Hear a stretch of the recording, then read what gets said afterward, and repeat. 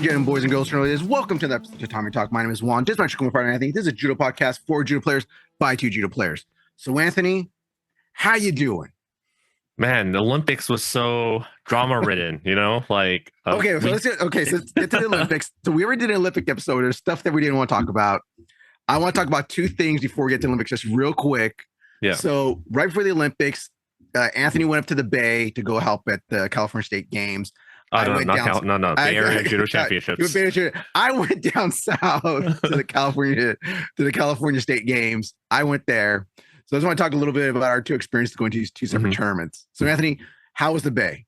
It was nice. I mean, it was nicer than going to San Francisco, for example, because I was technically outside San Francisco and I hate San Francisco. Sorry.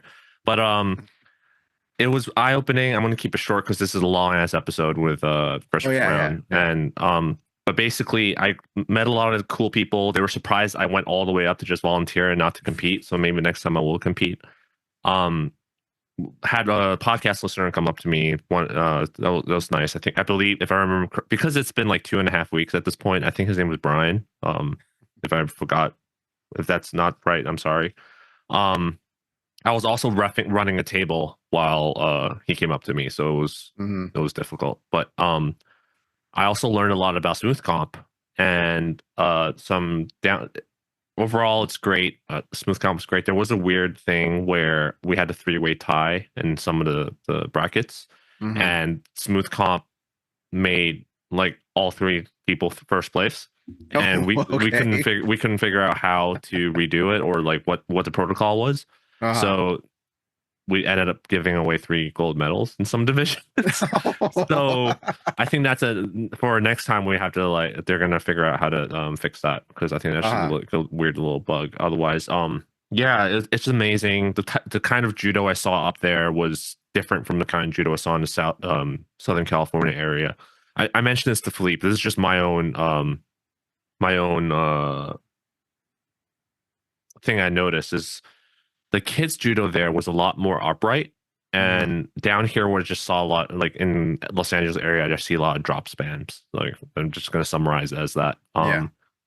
Not that is like a good or a bad thing. That's just something I noticed. A lot more adult women's competing up there. There's this lady from San Francisco Judo Institute. I just heard judo. I was on the table, I was running it. I'm like, damn, that girl is good, but like, I'm like, something's off about it. Like something about it seems kind of novice like. So I talked to the coach. I was like, how long this girl's been training for? He's like, oh, it's only been a year. I was like, holy crap, how did you do this good in a year? And that made sense, right? And he said she trained like 5 days a week. And so yeah, that's short summary of my experience. Overall positive. So yeah, let's talk. What about you? So I went down to San Diego, lovely, beautiful San Diego, California, to the California State Games, which is kind of funny because, so they had one venue originally booked, and then like the week of, they changed to a second venue, which I like the second. I don't know if it was the same one from last year. I like the second venue they picked better because it was more closer to the city and stuff. It was a little bit nicer, but it's just such a weird, because when I was younger and I competed in this tournament back when I was a white belt in my 20s, they used to have this at this really fancy hotel and a convention center. And it's just gone like from fancy hotel, convention center to a high school gym to high school gym to high school gym. Where it is now, where it's a 3-mat tournament still, at least. It was pretty well run because it's on smooth comp. How many participants were there? I didn't check the number, but I want to say it was at least 2 something. Okay, so similar to the Bay, yeah. Yeah, because I remember it being like, there was like only 100 something signed up, and like the week of, everyone's like, oh, it's this weekend, so it's a shitload of people just signed up, it seemed. So, but it was a good tournament. The only thing that I thought was funny is there's an incident that happened on one of our mats where a kid got disqualified really quickly, got 3 shidos pretty fast, and it's because his coach and his dad didn't know the rules of judo, so the kid got shidoed out really quick. So I tried to help out them later. So I'd be like, hey, man, because they were like, why do you get Shido for? What do you do? Why do you get Shido? Try to go up to them like, hey, man, this move right here, it's been illegal now since like Brazil. It's been illegal since Rio, I think. And he's like, this is bullshit. And the dad got mad. He's like, this is BS. I'm going to stick to wrestling instead. We're going to stick to wrestling. I'm just like, I bet you this because the Olympics coming up. And just in my head, I'm just thinking, I bet you're a guy that only knows folk style. So when you watch Olympic freestyle, you're still like, that's bullshit. Why is he doing that? That doesn't make sense. But it just And comes one of those things where people compete in not knowing the rules and then getting mad when they don't know the rules. I mean, this is why you're supposed to have a Shodan sign off on your competition paperwork, but I've never ever had anyone check that kind of stuff, because especially smooth comp now, you just go online and Yeah. sign up. Oh, I've never had to approve any of my students signing up. yeah. So yeah, It was just funny seeing this. that's a huge, like, that's a liability. I'm just gonna say, like, it is a Yeah. liability in case something goes, like someone does a flying Kanye Basami or some crap, you know. But Mhm. yeah, I don't care for people like that, but I'm thinking it from like a safety perspective. So Yeah, it was just funny that the parent just got really mad and was like, F judo, we're gonna stick to wrestling. I was like, maybe just know the rules. Like, just that's yeah. my thing. Like, I can't go in wrestling if I'm wrestling folk style wrestling. Okay, I know I can't suplex a guy. All right, Mm-hmm. and if I suplex a guy, am I gonna be like, oh, this is this is BS? I'm used to. I don't know, this bishi. This is BS. I'm trying not to cuss as much because apparently I cuss a lot on the show. People, which someone told me. So this is BS. I'm used to freestyle rules where I can suplex anybody I want to. Am I going to complain about that if I go do folk style? Am I going to do Greco, do a double leg and get mad? Like, this is BS, man. I'm used to doing freestyle where I can double leg anybody I want. I mean, when I went to that one BJJ competition I went to, which I'm not going to do again because, again, safety concerns. Mm-hmm. I read the rules because I don't know why people will like go do something they're not familiar with and then not read the rules. Like, Yeah. So it's just funny, just a little crazy thing. People get mad about dumb stuff. But all right, so that was our two experiences at that tournament. mm-hmm. We also had the Nika games happen, but you went to go watch. I was busy doing something Oh, else I that was day. drunk when I went to watch. I wasn't planning on going, but I had a date night with my girlfriend. And your girlfriend. You gotta go. I Don't tell explained it anybody, before. please. I explained it before. I still refer to her as my girlfriend. Like, it's just a habit, right?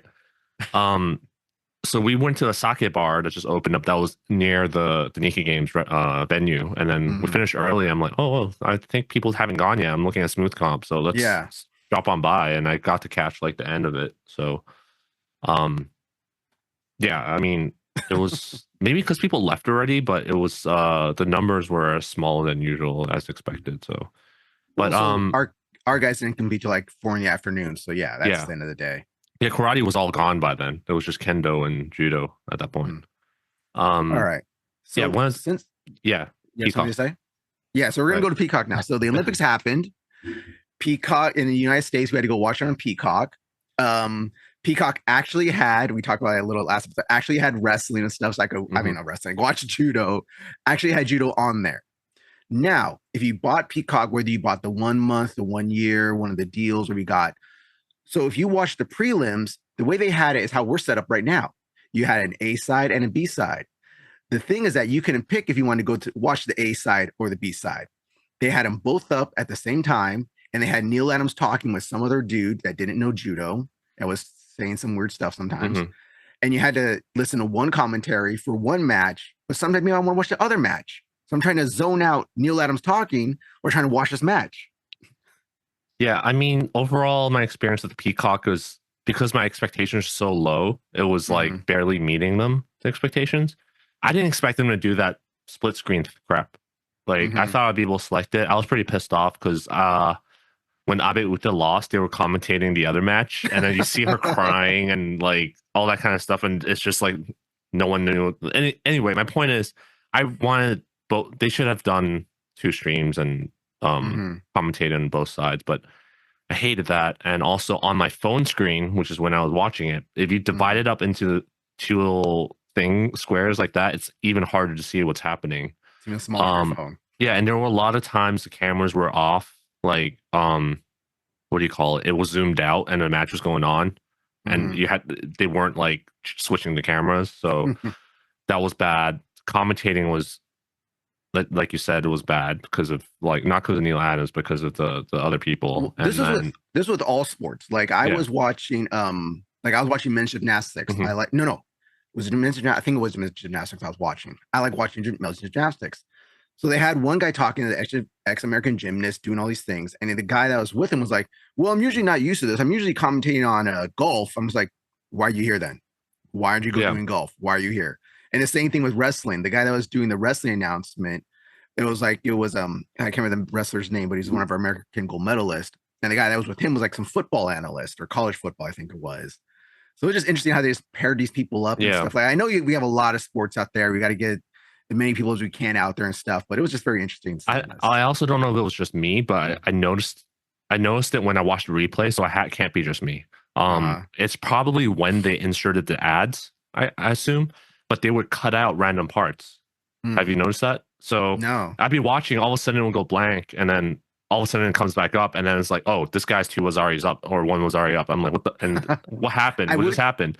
That was really weird during the prelim matches or the first round match and stuff. They would be like playing, then out of nowhere be some weird random commercial. And I asked my sister about the same thing because she'd be watching soccer. I said, they're putting random ads in the soccer matches. It's like, yeah. So they'll be playing that out of nowhere. I have a 40 or 60-second ad for something. It's one thing if it's live, right? But yeah, if I were to go back and watch the replay, I literally can't go back in the replay and figure out how that score happened. But when they went to the finals, the final blocks, I didn't get any interruptions then, which was good. Yeah, it was just annoying as hell. What else was annoying? Little by little, at least this year they had Judo on. Maybe next year, maybe next one. I had to use my wife's, as you suggested, I had to use my wife's thing because I was banned. So yeah. Oh, you were banned. I was banned. Yeah. So maybe next Olympics are here in LA. Maybe we'll have the choice between the A block or A mat and B mat next time. Maybe they'll fix it some more. There was one other thing that really annoyed me that I wanted to bring up. Can't remember. Commentate. Oh, the replays. So you notice if you watch that IJF World Tour, after a score would happen, when they'll wait till the next mate or the next like person bleeding or video ref VAR call, video replay, they would replay what happened in slow motion and replay the score and everything. But in this one, they basically didn't do that at all for a lot of the matches. And in some matches, they don't do it until the whole match is over. Oh, yeah. So sometimes I'm like, oh, that's a Wazari. And I'm like, oh, wait, was it? I want to see the replay, but they don't show it until the end of the match. And then you rewind it yourself. In some cases, they don't even show the first Wazari that happened in the replay. So that was annoying. So it's funny because Neil Adams was saying the same thing. He was just like, oh, I guess we're going to get to see the first Wazari. We're only going to get the Wazari Wazette, I guess.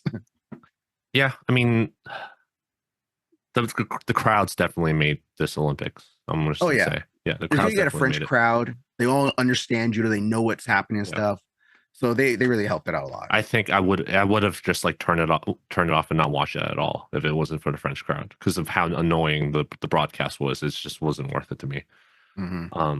Yeah. All right. That's all we have to talk about. We already talked about the Shido and all that kind of crap in the Olympic recap. So just go watch that. This is mostly about the Peacock broadcast. Yeah. So without any further ado, let's get to our interview now with Christopher Round, or should I say Dr. Christopher now. So this is a pretty long interview. It's almost 3 hours, I want to say. So, I think it was a little over 2. Yeah. A little over 2. I don't know. It seemed like a long time. Like almost 3 hours to me. It felt like it.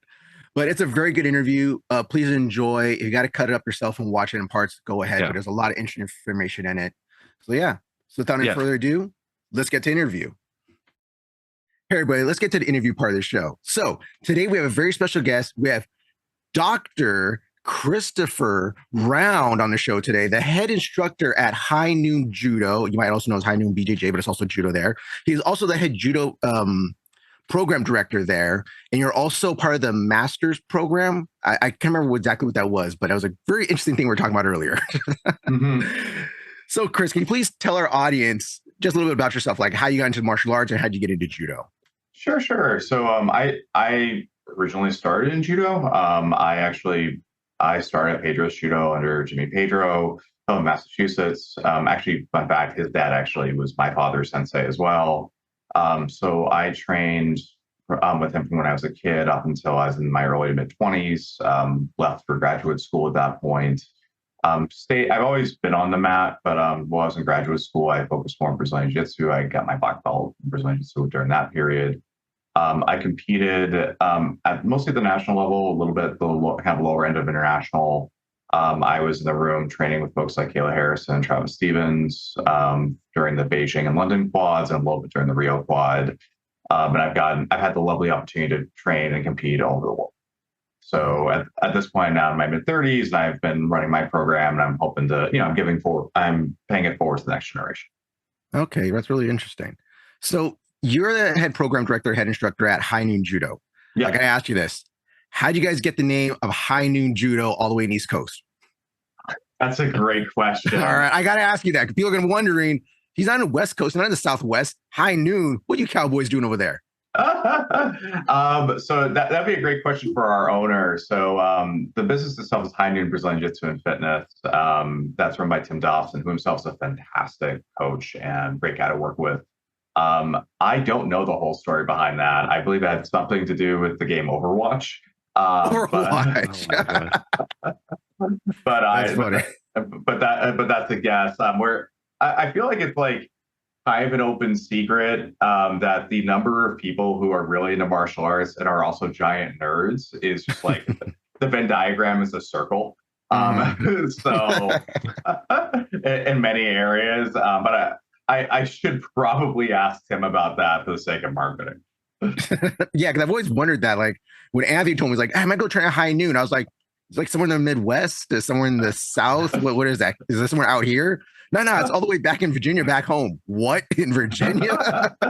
We're in Alexandria, Virginia, just over the river from DC. Yeah, I was gonna visit last October. I remember messaging you about it, but then because Shintaro was there, you guys shifted your class times a bit, and I was actually dealing with a sick family member at the time. That's why I was back there. So I was, oh man, I can't make it. And also the GW Parkway is just a mess. Oh God, it's awful. That is like absolutely one of the worst things that I've ever witnessed from an infrastructure standpoint. Yeah.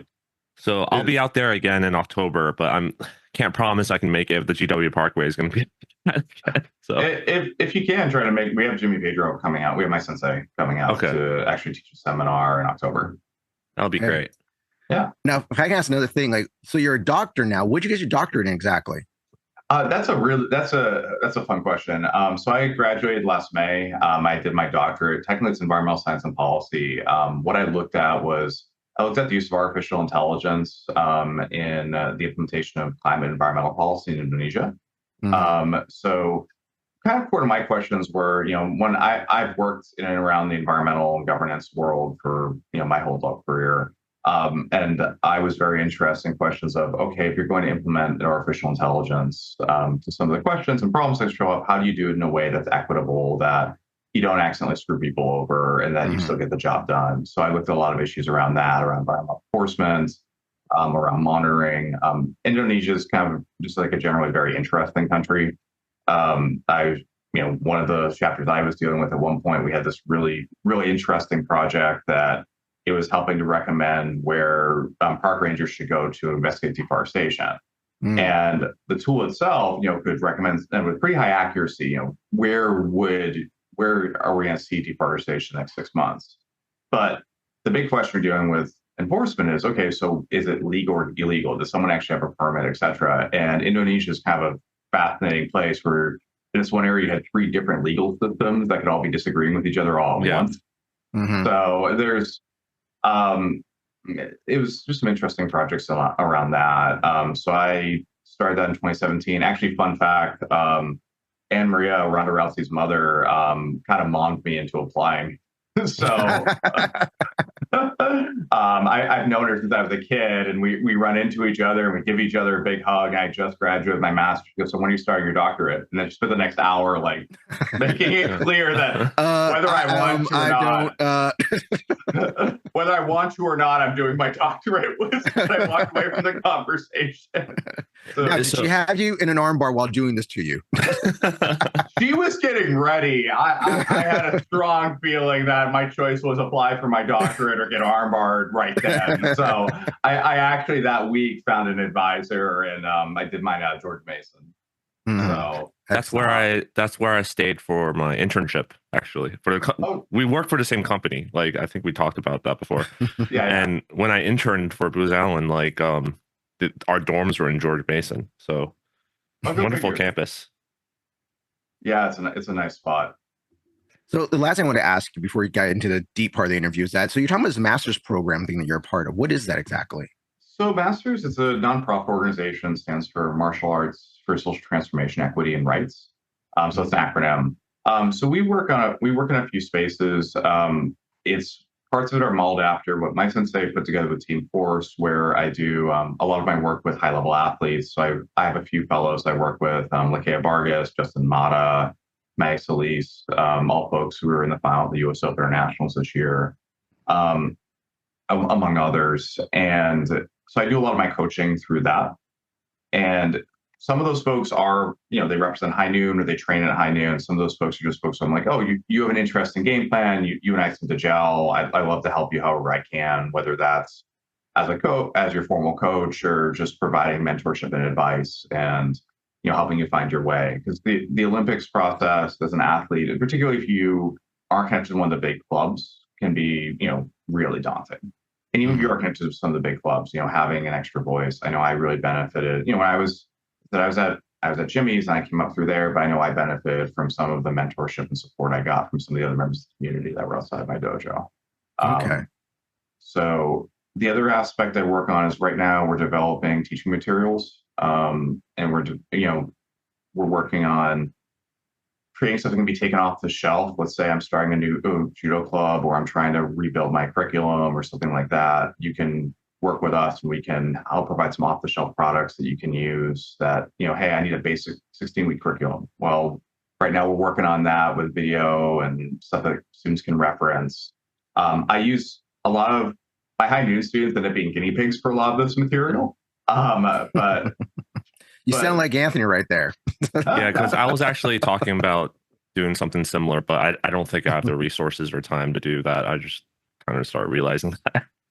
Oh, it's intense. But yeah, so we're in the process of building that. Because one of the things I firmly believe is, look, not everyone can be an Olympian, but 90% of the people who walk in the club or walk on the mat can eventually become, if not instructors, just someone who's like a good person to be on the mat with. Mm-hmm. And a lot of my efforts are going into how do we, I think there needs to be a general improvement in the level of instruction in American Judo if we want to produce Olympic medals, and not just produce Olympic medals, we just want to have a better product so that Judo grows the way that we've seen Brazilian Jiu-Jitsu grow. Mm-hmm. And I think a big step for that is let's create more off-the-shelf teaching materials. Let's create more access to things. Let's not let some of the knowledge that might be siloed to people who went through the Olympic process or or spent time training abroad or just got lucky and had like a really good set of senseis. Like I know you folks are in California and Nanka is like a hotbed for judo. Mm-hmm. But I also spent time training in the Midwest, and if you threw a 50-foot building, you might hit somebody who did judo once in the area of Indiana I was in. So but there's a lot of Brazilian jiu-jitsu. Anyways, so we work on that part, and the final part is we partner with right now. Our only main partners is High Noon, but we partner with clubs to both provide instruction and place instructors with them, as well as to provide scholarships for folks who otherwise couldn't afford, primarily like kids and teenagers who couldn't afford to be on the mat otherwise. Mm-hmm. So it's a good deal. The the owners get to write stuff on their taxes because they're donating memberships, and we are able to get kids on the mat, and that's part of the program right now that I'm trying to put a lot more effort into now that I finished my PhD. So all together, we're working on those three spaces. Well, I have a lot to add to that and ask. That's a lot. That's fair. Let me think. I don't get a lot of sleep. I am 99% caffeine. So same here. I'm having coffee right now, and I live on energy drinks. So, when I drive to judo, actually, one of my wife's complaint, because I drive her car sometimes because it's electric, and she's like, "Why does the car smell like Monster Energy every time?" Because she hates that smell. so I can't open the energy drinks until I get out of the car.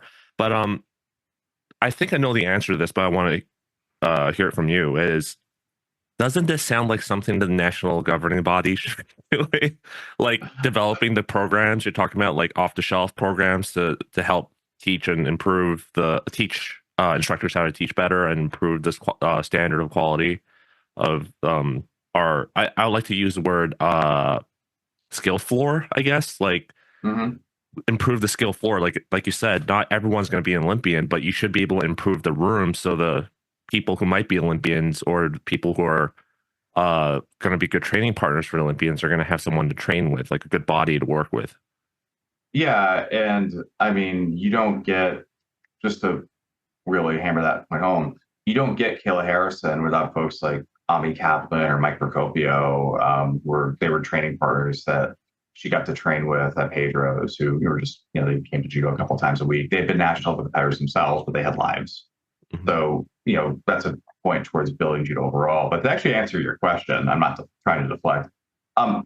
Yeah, I think that's absolutely something that the national orgs need to be doing and working on. I will say that one of the things, though, is even if they were, I would still be working on this because there are going to be different philosophies and different outlooks towards pedagogies. So a lot of my pedagogy and that I've worked on has been largely driven by kind of a revolution we've seen in other sports, which is around constraints-led models and ecological models. We've seen Brazilian Jiu-Jitsu has really taken to it, but really when you actually look at the research, it's been around in other sports for 20 or 30 years. And, not everyone's going to be down for that. In fact, one thing I've learned, because I'm on the autism spectrum, so I grew up in special education. We could build an awesome general education program for judo, and there's still going to be folks who it doesn't quite work for. So having as many of these models out there, having as many approaches out there as there can be, I think actually kind of helps everybody, because maybe you have somebody who their particular skill set as a coach doesn't lend itself well to say like an ecological approach. Maybe they really are we're going to do the old school walk through every technical portion of the technique because that's their strength. That's what works well. Well, when you look at literature, there's a space for that. Or maybe you have somebody who they are not a tactile learner. Everyone is to some degree, but so when I talk about tactile learning, I talk about, the ability to kind of like just doing judo, or just, doing grappling. Maybe there's somebody that needs to see it repeatedly. Well, having tools like, you have the American Judo System, for example, which I think is a great product. And I'm not just saying that because my sensei put it together. I think it's genuinely really cool. And it's useful for them to be like, all right, let me go ahead and watch, this encyclopedia on Shimada or this thing on Ogoshi, and walk through that. So I think the more materials out there are going to be, because for a long time, when we look at judo teaching materials, one, a lot of them were cool to watch, but it would be hard to process all the material in there. And I think we're kind of entering into a golden age with things like American Judo System, Judo Fanatics, Superstar Judo and fighting films have been ad for a long time. Even just like, stuff like Shintaro's YouTube or what I do with High Noon Judo's Instagram, where you're getting more and more instructional material out there. It doesn't hurt. So even I would probably still be doing this, even if the national orgs had a more focused training program. Okay. Well, to respond to that, not that I disagree, I actually agree with a lot of what you said.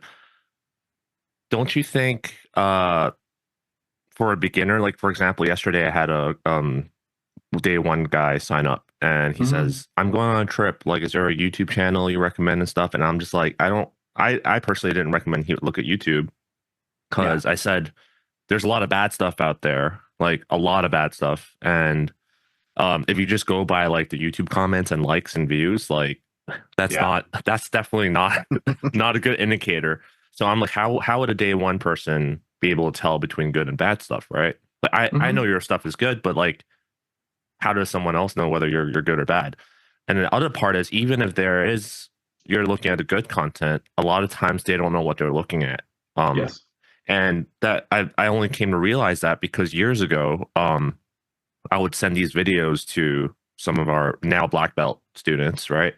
And then it wasn't until like 4 years later, they messaged me back sending the same exact video. And they're like, I just noticed this thing you told me to pay attention to. I didn't understand it at all. Now that it's been like 4 years later, I understand exactly what you're talking about. pay attention to. So do you think there's like a disconnect there where it kind of like maybe you shouldn't watch videos until you're a certain level of skill level or experience? So I mean, that's actually like a perpetual question, and I've definitely seen that question engaged with in Brazilian Jiu-Jitsu a lot. And like I'll tell you, I've definitely looked at people and said, no, you need to stop. You need to learn how to do Goshi and then you learn how to place your hips and learn how to link in before you try the spinning upside down Jujigatami you just saw on somebody's YouTube. So I think that's a challenge. I think one of your roles as an instructor when a day one person comes in is to kind of try to point them towards the materials that you like and prefer. Because there's going to be different. Some people might think my stuff is trash, and they prefer, someone else's perspective on it, and that everyone's kind of welcome to their views on that point. But I do think the classic issue that you see in Brazilian Jiu-Jitsu of the white belts who try to learn leg locks off of YouTube is a bad thing. But at the same time, it's also getting them engaged. Like they're like, okay, they're curious, they want to learn more. And part of your job as, really when you're a sensei or a coach, you're kind of like, you're not just there to teach them during the class, you're also trying to teach them how to engage with the community, how to engage with this material. And you can just say, hey, folks, here's your starting points. Or, hey, folks, I would recommend, if you want to watch just to watch it, check it out. That's cool. Because at the end of the day, Judo grows by having Judo fans. And Judo grows by having people just really into watching and learning things about Judo. And so it's, in an ideal world, there would be a bunch of this is the authoritative material. And to some degree, I mean, your Zoom background's the Kodokan. You could say, all right, for classical Judo, the Kodokan's the authority. We go to Nage no Kata. Now, if we're talking about, all right, what's the latest and greatest in Uchimata tech at the Olympics, we're not going to Nage no Kata. So I'd rather let students explore and just make sure I'm on hand to be like, please don't try Kane Bisami. Why not? It works. You do it in BJJ all the time. Do this handout. I did it in my Taekwondo class when I was 6. Oh my God. I had this, by the way, as a fun note, always, I had one of those quiet reminders to always make sure you keep an eye on the new guy, regardless of what rank. A couple months ago, because I turn around and we're having grip fighting rounds, and I see a brown belt hit Kane Bisami on somebody who just walked in the door. I'm like, all right, so let's unpack here, but let's start with, please don't do that. Also, this is a grip fighting round. So, Sensei, I'm using my feet. I'm using my feet to grip here, okay? I can't argue with that logic. I can't argue with that logic, but I mean, I could just, So before we drift too far away, because I want to focus back on the Masters nonprofit you have. So we already established, like, shouldn't this be something the national governing bodies are doing? But clearly they're not, because I think they would argue, some of the defenders would argue that they already have a curriculum, like an instructor's curriculum, but that is kind of like, you should teach these techniques for this belt, and timing grade for this belt is this. So that's not really a pedagogical curriculum on how to teach. And then you also have their coaching clinics and training programs, which a lot of them don't. I'm trying to not get flack for this, but I've been to good ones and I've been to some really bad ones where it's basically just they are basically talking about how the good old days used to be. So, I mean, you're paying them for that. I mean, I'll tell you, like, I remember I was at one that I thought was really useful. It was really more of, this is a guide to coaching and like the business of coaching. Like, Pat Burris put one together that I really liked, that when I did my international certification, where, we had lawyers come in, talk about the legal elements we had to be aware of. We did have some good elements in terms of dojo management, stuff like that. But the only person I've run into, and there were some elements on how to teach and stuff down that line. But you know, I went through a formal apprenticeship effectively coming up at Jimmy's. Like from the age of, I was teaching judo at 15, 16 years old and was taught this is how he wanted it taught. And these are all the elements of the curriculum. And here's the phasing and here's how all this works. And it's just a lot more detail. It was a lot more detailed than what was out there from the national orgs. You know, when some of the things I've carried over that I learned at Pedro's was, you know, I literally, a student can pull up and see a schedule for every single technique that's going to be shown in the next 6 months. They know that, hey, this is week 3 of the basic 16-week curriculum. We're covering X, Y, and Z. And, you know, you have to, the belts, you know, one of the things is, yes, the belts will help to keep people in play, people get a sense of achievement, stuff like that.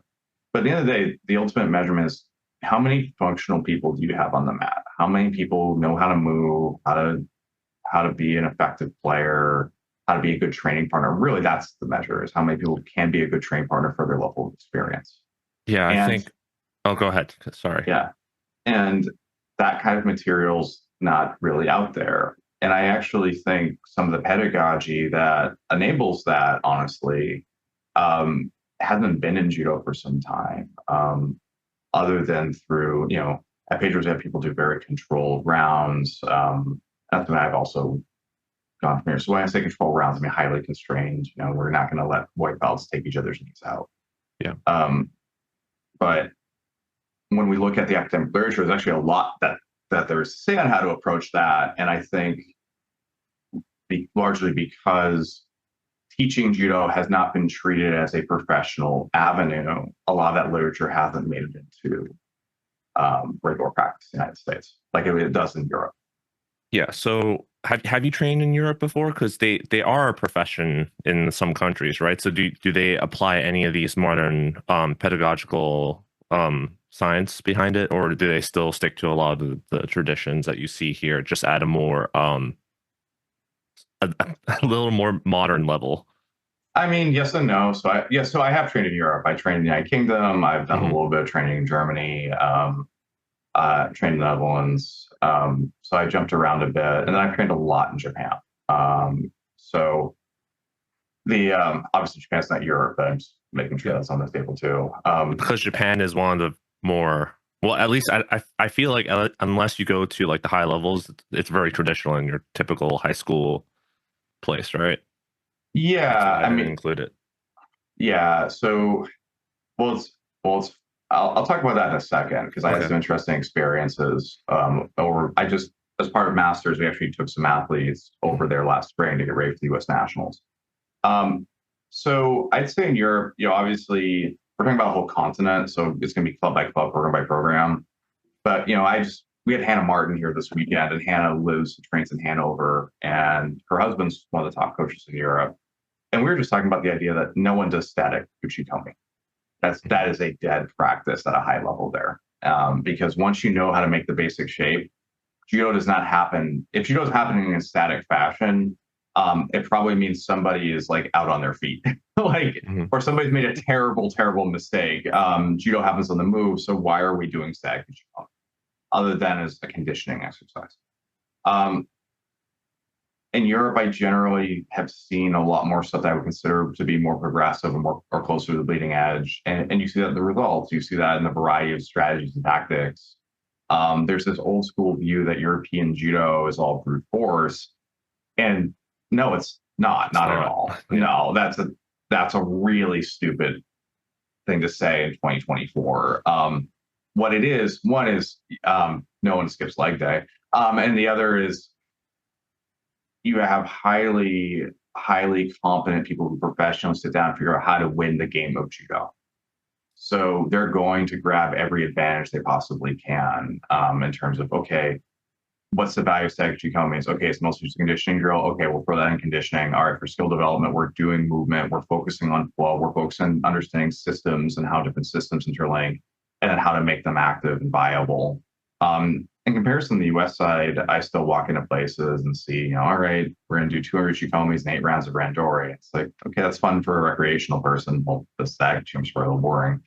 but it's not going to produce Olympic medalists, not when other people are doing things in a much more applied fashion. Mm-hmm.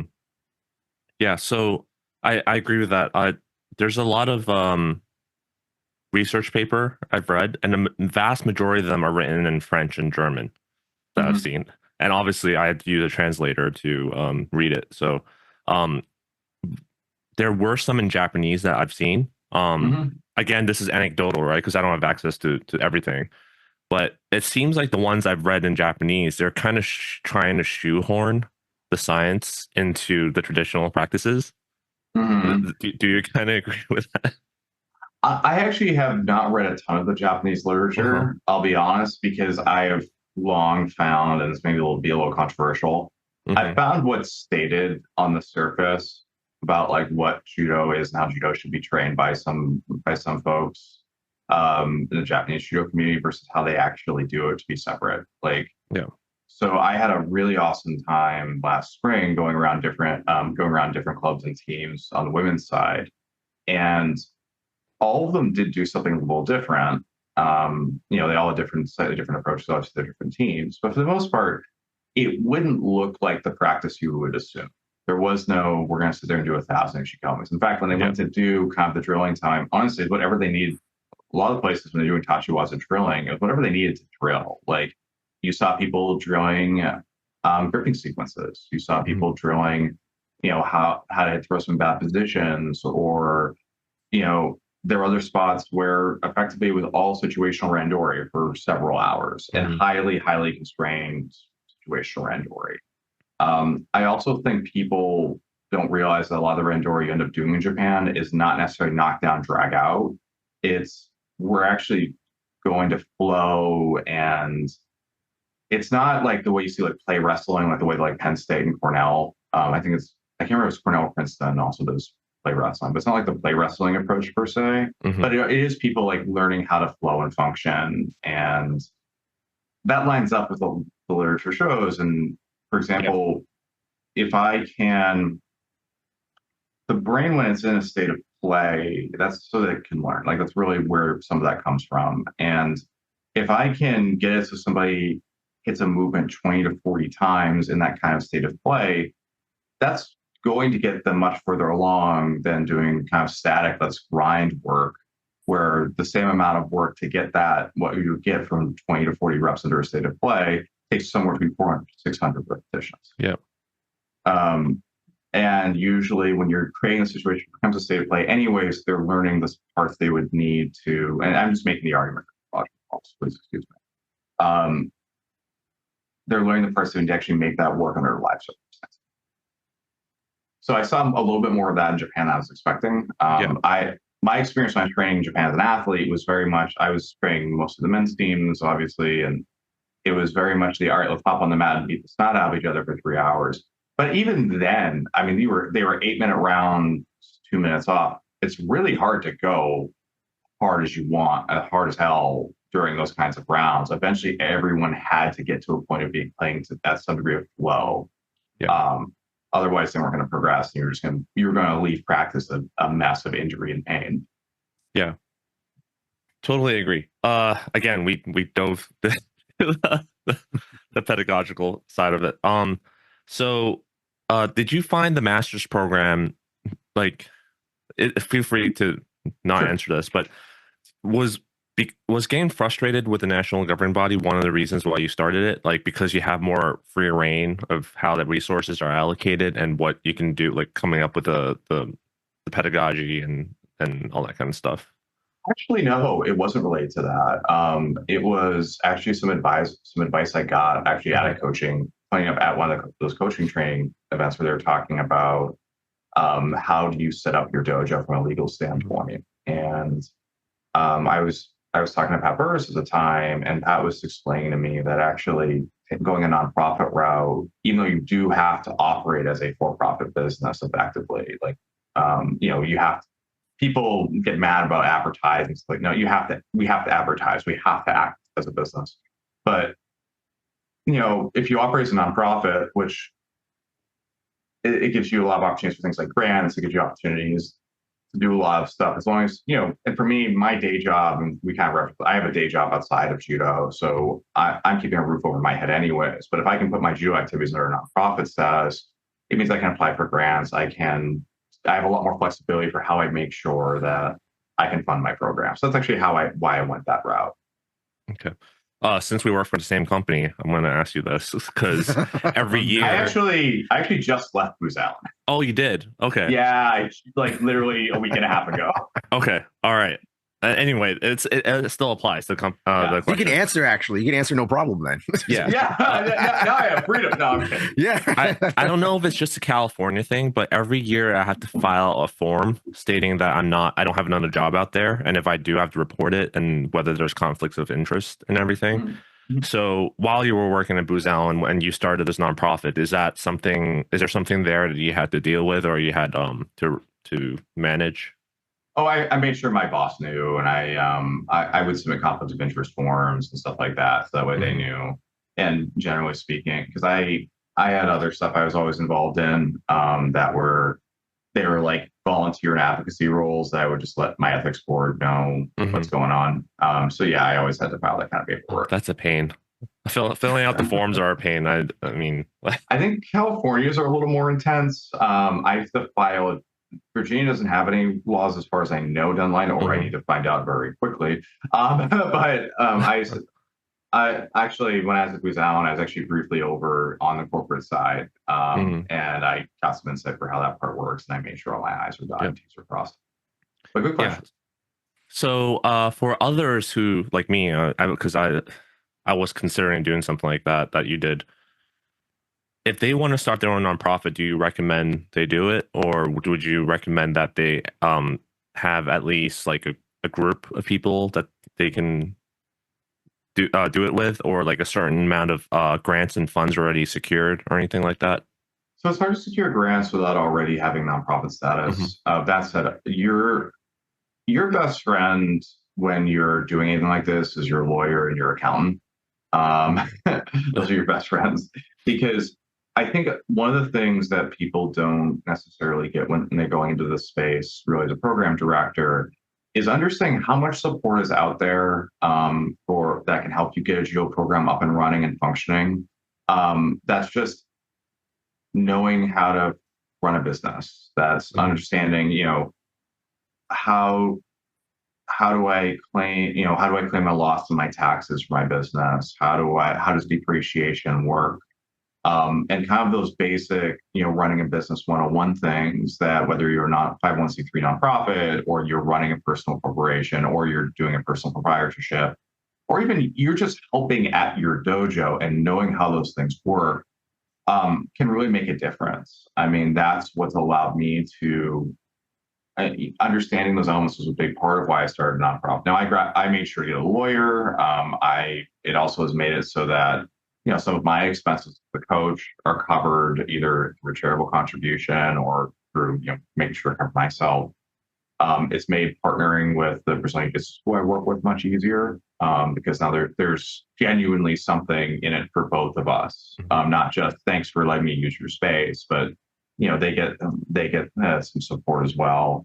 So what I would say is it is a big undertaking if you're going to go that route. I would almost, it's like all right, I'm already X decades into this, or I know this is where I want to spend all of my time. This is not, if you're going to go this route, you're not going to file articles of incorporation for a weekend hobby you started 6 months ago. But what you can do is, you can talk to your sensei or program directors, like, hey, so how is the corporate governance established? What can we be doing? What can we be doing to make sure there's money available to get people to terms or get people to clinics? I mean, that's part of how I've been able to have a lot of events in my place. Okay, now we have an established corporation, we can go ahead and start using advertising channels. We actually just won the Google ad grant campaigns and support, which is awesome. For those of you who work in the nonprofit space, Google has a cool thing where you get up to $10,000 a month in ad credits. Oh, wow.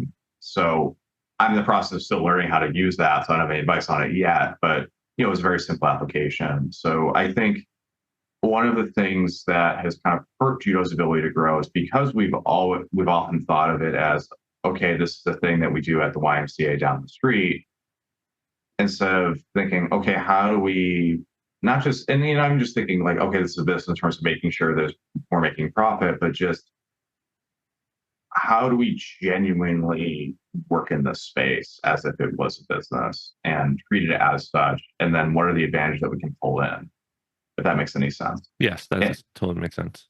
Yeah, and that stuff can be boring. Like I have a degree in public policy. I find this stuff fascinating, but as mentioned, I have a PhD. I'm a giant nerd. But this stuff is there's a difference between being a sensei, an instructor, and a program director. An instructor is your ability to teach on the mat, and there's a lot of great instructors in the United States. A lot of people who can teach you how to hit a beautiful Kuzushi. And then next level up is a sensei or coach, which you're managing everything from being somebody effectively an elite athlete's therapist, and you should also probably have an actual therapist, by the way. Or managing parents, managing relationships, managing geopolitics. And then when you get up to the highest level where you're the head of a program, you do have to be thinking about all these different elements, because you have to make sure there's money coming in the door. You have to make sure that people who should be paid are paid. You have to make sure also, by the way, people need to remember that volunteers are also paid. They're not paid in money, but they're paid in opportunity, and they're paid in fun, and they're paid in access. So that's actually not to. I've been great for providing side tangents, so I apologize. No, go ahead. But I actually think that's one thing I've run into in terms of one of the mistakes I often see at dojos is I've seen volunteers get burnt out because there's a lack of recognition that, hey, this person there's still a payment that they are owed. And it's not money, but it's something else. So whether that's, all right, we're going to have a clinic, and by the way, hey, all of my instructors who volunteer all their time, you guys get to submit questions ahead of time that I'm going to have to pass on to the clinician, or maybe we do before the thing formally starts. For you guys, it'll start a little early. You guys can have, get extra time, face time with whoever's coming into the clinic. Or that's just one example. Or I do a lot of work. I actually just apply data analytics to my coaching, where I work with a tool called Athlete Analyzer. It's the same kind of tool I'm applying to help provide, data-driven coaching for the folks who are trying to make the LA Olympics, who I support. I actually apply for some of these instructors' kids. Be like, all right, hey, and it's cool too, because a lot of those kids are tracked where hopefully they'll be competing at an elite level, and if they are, I'll have 10 years of match data that I can pull data analytics from to inform coaching decisions. But anyways, that tangent. Yeah. What is that data analytics? Hold on. Sorry, you're giving Anthony some ideas right now. I'm telling you that right now. No. His eyes lighting up. No, because these are all things I considered, but I never had time to do it. So it's really interesting to see Chris actually doing it instead of just ideas floating in my head. But what I did listen to your interview with Shintaro, and I know in the comments a lot of people said he was interrupting you, but people don't understand when you do online meetings, there's like delays. So yeah. So that's just and also he was in a rush to pick up his daughter. So I think people should give some slack on that. I could tell like, oh, he's trying to pick up his daughter and rush through everything. But you did mention the data analytics platform in that interview, but I could not catch the name because there's no subtitles and the sound quality was kind of off. So I've been looking for something like that. So I actually Googled all these things that sounded like what you said, but I couldn't find it because right now I'm just using a little notebook I have on the side here and Google Docs spreadsheet I have. So I'll give two things. One is I use a platform called Athlete Analyzer. I've actually worked with them a bit to add features to it because I use it a lot, and it's I find it to be a really great tool. Hey, Athlete Analyzer, please give me a discount. No, I'm kidding. No, but they're so it's awesome. Expensive, I assume. Yeah, I pay for kind of a pro level version because I have as mentioned, I have people who are trying to make the Olympic team. So Yeah. but and then I started myself doing more quantitative analysis around judo about 10 years ago. I wrote, for those who don't know, I was scout. Along with one of my other mentors in sport, Dr. Roddy Ferguson, we provide scouting support for the Rio Olympics team, specifically Kayla Harrison, and a little bit with Nick Popolo. But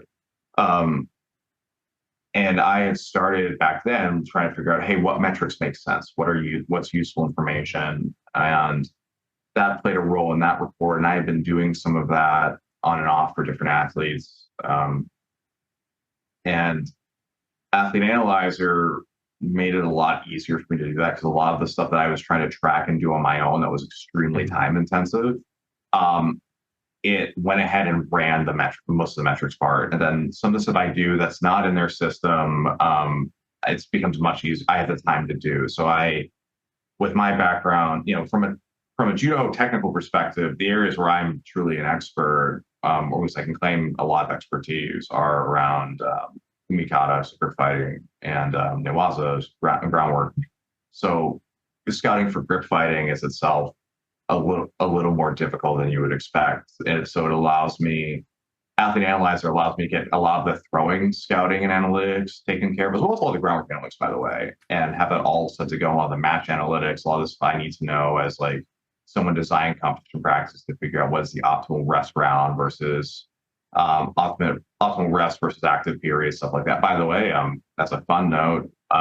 20 seconds of active period during a match is the median across every single age group and level I've worked with, whether that's been 8-year-olds fighting or that's been folks competing in the finals of Pan Ams. Yeah. So is that just for judo, or is that across all grappling arts? Just judo. Okay, because I vaguely remember, it's not on the interview I did with James on conditioning, but I think one of the other strength and conditioning podcast interviews I listened to, they talked about how, like, when you do like Tabatas, like 20-second on of work and 10 seconds off, like they justified that by saying a lot of grappling arts fall into that time frame. Yeah. So what I found was the general spread was usually a shorter round will be 15, active period will be 15 seconds. A longer one can be up to 45 or 60. Usually if it's 45 or 60 seconds, that involves some kind of lengthy groundwork exchange. But rest periods are consistently 8 to 10 seconds. Yeah, that's really, really funny how it just all falls together perfectly. It's like the universe. So, but yeah, it is interesting how that works in terms of class. And it's funny because now having that data, I can kind of go back and you can kind of look at some of the more successful coaches we had in the United States, and when having experienced a lot of their different coaching practices, you kind of quickly get, oh, this is why that worked. You can kind of not sure, but you can kind of understand a bit more. So, continuing on the data analytics part, so I'm assuming you're gathering, because as you said, you're trying to produce Olympic athletes. So you're tracking data such as like how long the exchanges are, what kind of grips are they getting, how many times they attack for every like minute or something like that, how long the Newaza exchanges are, that kind of stuff, right? Yeah. So are you tracking for anything for the beginners at all, or both kids and adults that are not those kind of metrics, especially if they're not competitors? So unfortunately, because of the time intensity involved with doing this, you have to log all that information. You have to basically watch the match, slow it down, and you're doing behavioral tagging the same way you would do for a little while in undergrad. I did animal behavior research, and it's actually the same kind of practices. So I don't do that per se for every single student I've got, because I would not have enough time in the day to do anything else. But what I do roughly keep an eye on, I have to kind of use some of my more all-in and elite people as proxies for that. But I have been able to see an improvement as I've made changes to be like, hey, we're seeing our beginners on board a little faster. I'm noticing I'm having to take less time in certain areas. And actually, so we won the senior national championships in May, excuse me. And we won the senior national championships in May, winning medals at literally every level. Like we had medals in the elite black belt division, we had medals in the veterans, we had medals in the novice divisions, we had medals in the brown belt division. So it's not a perfect metric. I mean, sometimes you have a great athlete or something like that, but like I can say with a good amount of certainty that some of the information that I've ported from working on the elite or the more focused athletes have paid off for those novice and brown belt divisions, those veteran divisions. So this is going to be the last thing about this because I don't want to. This is supposed to be later on, and I want to talk about. You're fine. You're fine. But for example, the metrics because I only teach beginners class, right? Adult, novice. So the metrics I track are, for example, how often are they fighting for hip position versus just giving it up, or are there foot sweeps, like how off the timing is, or are they randomly just spamming it, kind of thing, if you know what I mean? Like whether I see they're actually trying to time the foot sweep, or they just see the foot's in front and they just tap it just because it's there. So I'm looking for stuff like that for beginners that don't compete. So you talked about novice to brown belt is your most successful group from the data. So how do you validate what you were doing in training is actually producing these kind of behaviors in performance environment? So I just think that's a large portion. That's not my most successful group, but they've done very well. Just to clarify that. So I actually, because I've been doing work with tagging analytics with Athlete Analyzer for long enough, I have defined points of when I've made major pedagogical changes. The athletes that I have that are in that system, I've been able to track their performance in competition and see some pretty stark differences. So when I started working with doing more of an ecological constraints-led approach, I saw a dramatic increase in attack attempts. And I saw a dramatic increase. And so I'm using GI data to validate how practice data is going. Where I'm seeing, and that's ideally. Sorry to interrupt, but is this is not without you telling them specifically after the last tournament you need to attack more? This is just from like the training, the constraints. Yes. Okay. Yeah. So I saw like one kiddo. She had made, I think I talked about this with Charles' podcast. She had made like 20 or 30 concerted attacks over the prior year. In comparison, one tournament she had 80, and across only a few matches. And I don't mean like big Uchikomis, but like she made some offensive, like tap to foot, like she was much more offensive.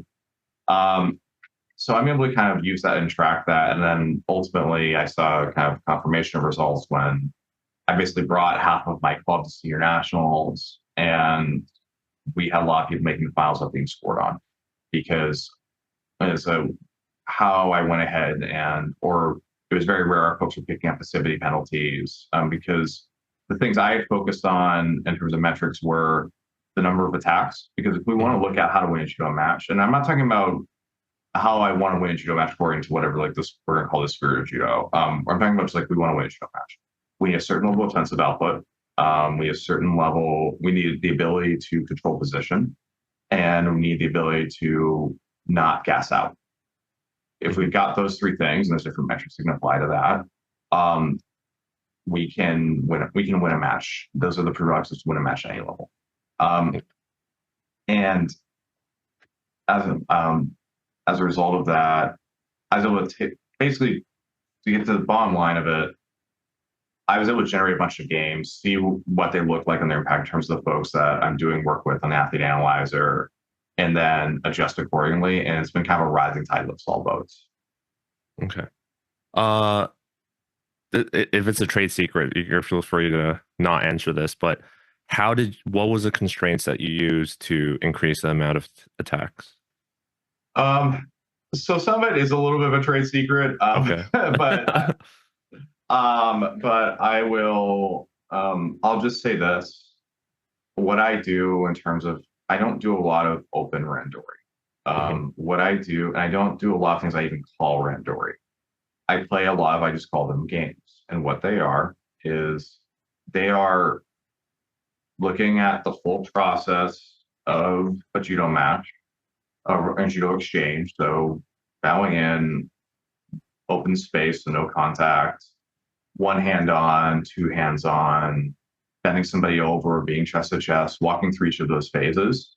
Is I break those out and I have people work on those particular phases, and I create ways to incentivize good behaviors and try to stick for bad behaviors in those phases. So one drill I do that I'm happy to mention, I call it a target game, and this is just to get people to learn to engage and use their finger and use their feet.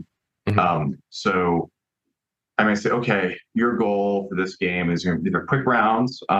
These are 30 seconds to a minute. Is you go with your partner. Your goal is to create an attachment. I don't necessarily say a grip, but I want you to create some kind of attachment to their lead sleeve or their lead shoulder. Now, what this is teaching them is how to control the lead side, to preferably get sleeve control. That way they can't get thrown because they've taken away the power hand. Or if they can't control the power hand, at least they have control of the power shoulder, so they can control, they can stop kind of the main skill set of the person they're fighting. And then your goal as part of that is to, touch the bottom of your foot to their ankle. Yep. And if you get that, they squat. If they get you, you squat. And if somehow you get each other, you both squat. But you can do that, and all of a sudden it takes what seems like a very intimidating, and you can build up from there, you can escalate from there. It can take what feels like a very intimidating task, which is, I want you to throw this person on their back. And it suddenly just becomes a series of steps and phases. And people can then, it doesn't feel as intimidating. So you can start there, and then you can slowly build up into full-blown randori. And what I found across the board was people who would be very tentative during randori, people who would be scared, because they've gone and done, by the time we get to full randori, they've done all the steps up to the point of actually launching somebody. And they've probably been thrown a few times, or accidentally thrown somebody a few times in this process. We'll get to the phase where basically doing Uchikomi randori, stuff like that. That it stops being so intimidating, and people feel more comfortable being offensive and trying things and having fun. That's very similar to one of the games I use, actually, but I did not. We'll talk about it later, but I did not use the attachment to the lead side that cue that you gave. But yeah, okay, that was the last question regarding that. So I want to talk about your judo program at High Noon and how it came about. Like, how did you join with High Noon BJJ? And Sure. So when I moved to DC, I initially trained with a guy named Ryan Hall, and I became good friends with someone named Maya Madelon. Maya eventually went on. So when COVID hit, my wife works in a hospital, so I was very much away from the mat until I was vaccinated, because if she got sick, it would have been really bad. It could have had impact on other people. So I had one friend of mine that we were quarantine buddies together, but otherwise, I wasn't able to do much on the mat. And after I got vaccinated, Maya's boyfriend and now partner at the time, he wanted to do ACC trials. So that's Tim. He's the owner of High Noon. So Maya had asked me to come in to just be a training partner for him, and we got to know each other. And then I worked with another dojo for a while, and I decided I was going to go out on my own. And Tim had interest in having a judo program, and we talked and said, okay, well, we'll go ahead and I'll launch here. So I started my program back in June 2022. We had we're not a giant program. We've got, depending on the month right now, between 20 to 40 people. But what we've been solid at is we've been kind of successful kind of our whole way through. I mean, our first tournament was President's Cup. We got somebody on the medal stand, the IGF division. We've tried to be kind of a place where a lot of folks from the DC region can come and train, and we've been having events the whole time. We've had two or three training camps a year. We have people now coming from the country for those. The one we had last summer, we had somebody from Germany, the United Kingdom come, which was cool. So Reddit is great for marketing, man. But yeah. But even all you need is one person, right? And that free posts you made already made a difference. Oh yeah.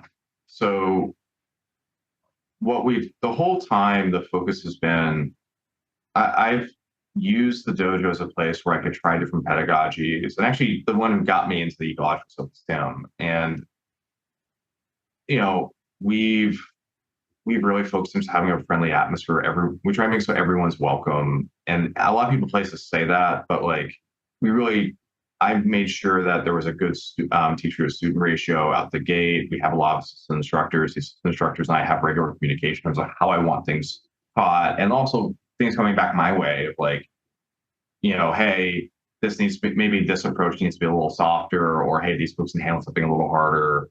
And it's treated like an act, it's an active project of how do we steer the ship.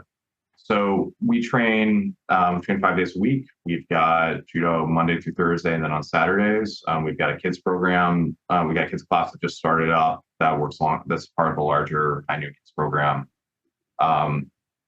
So altogether, we're still building. We're lucky in that we have a fair amount of elite athletes who I work with as distance students through masters, or have kind of signed up and come train with us at least once a month. So it's been really good. It's a nice group. So did you advertise this? I guess we're back to the masters thing, but did you advertise that? Is that why it attracted a lot of these kids that are interested in competing? Because for us, we get a lot of people, but they have no interest in competing at all. So I did leverage, there are folks who I recruited. So I did leverage my experience and my connections. And I had friendships and professional connections with other coaches. So there are some folks who came my way because, that program is not built, or the program they're coming from is not built to put out senior level competitors. And really a lot of my ambitions, because I was, a high level competitor myself, and I grew up around high level competitors. As I said, I was in the room training with Kayla and Travis and all of them. So a lot, and I developed myself as a coach and have a positive reputation in that space. So I've had some folks come and seek me out, and I've had folks who I was referred to, and I've had folks that I saw them at training camps, and I thought, that person might be a good fit. That I've gone and spoken to. So it's kind of been across the board. I've just been very proactive in terms of overall, like outside of the elite competitors. You just make it available. I have a lot of folks who do like competing, and that's just have the energy. And there's have an understanding in my dojo that like a lot of the focus is on competition. And that's cultural as well, because the dojo I came out was very focused on competition.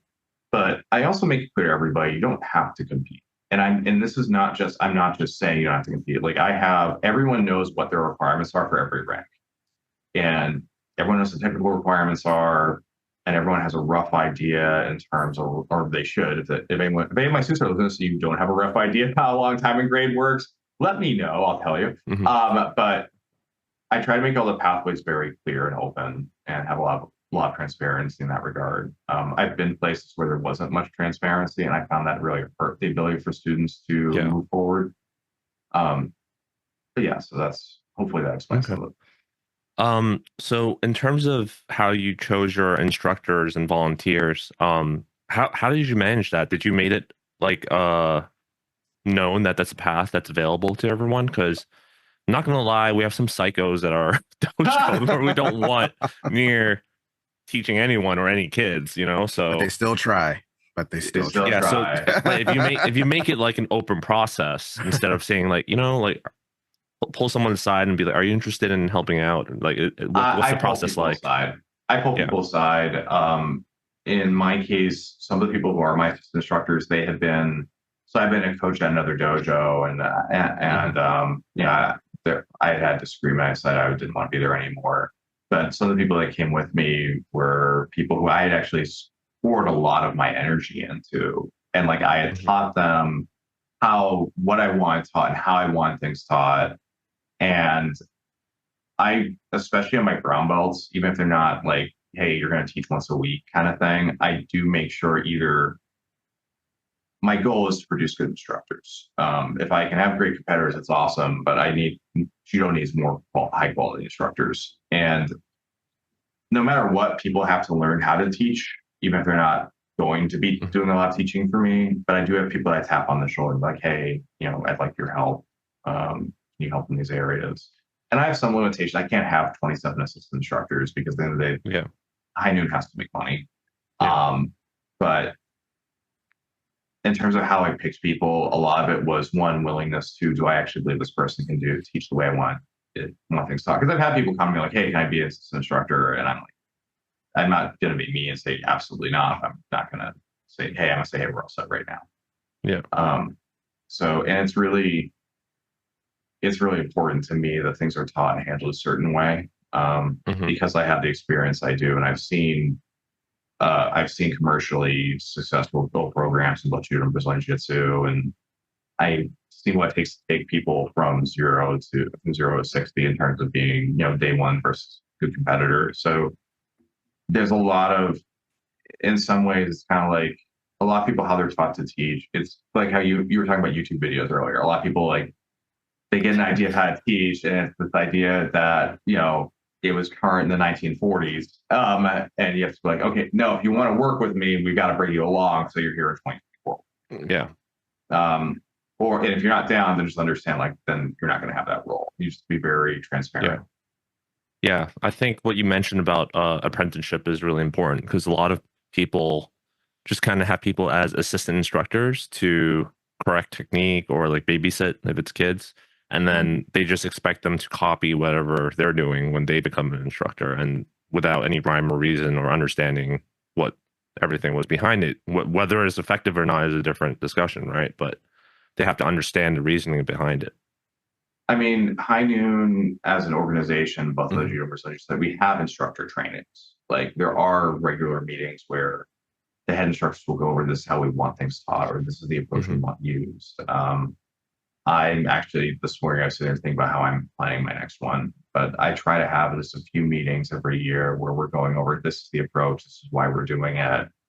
I make sure that not only do I have, I mentioned I have a schedule up just like Pedro's does, where it's like, hey, here's whatever we're doing every day. But I also, like, I've shot the entire curriculum. I have videos of every single technique, and I make them available for students. I'm right now trying to make something a little bit more integrated that, you can, here's the spreadsheet with hyperlinks, and you can directly pull it up, and then trying to add audio overlay and stuff like that to better explain things.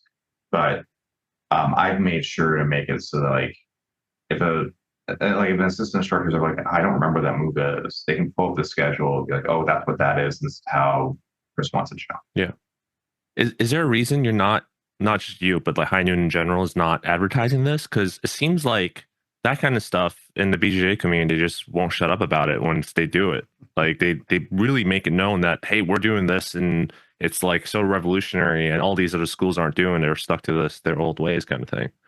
Well, I have tried to make it clear when I'm on podcast interviews about, like, what we're doing that I feel as though it's different. And then I'm actually in the process. So this comes back to what I was talking about being variant masters and some stuff I'm doing, kind of creating off the shelf curriculum and stuff like that.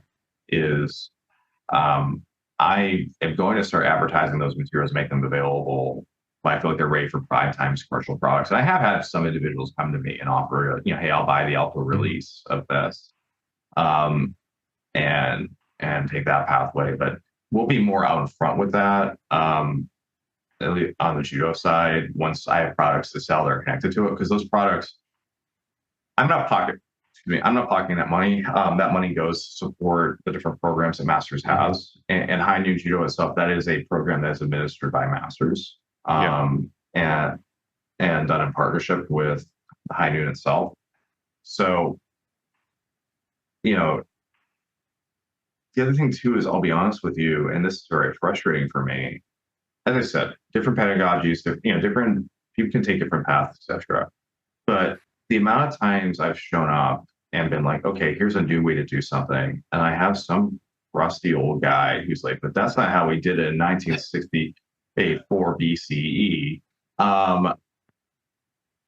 It's very frustrating. And I have a few guesses as to why. I think there's some element with everyone. It's like, well, this is how I learned it. And Are you like, there's some kind of like psychological, are you saying the way I learned it was wrong? It's a defense mechanism. Yeah. Yeah, people get defensive, and I don't think American judo is in a place right now to be defensive.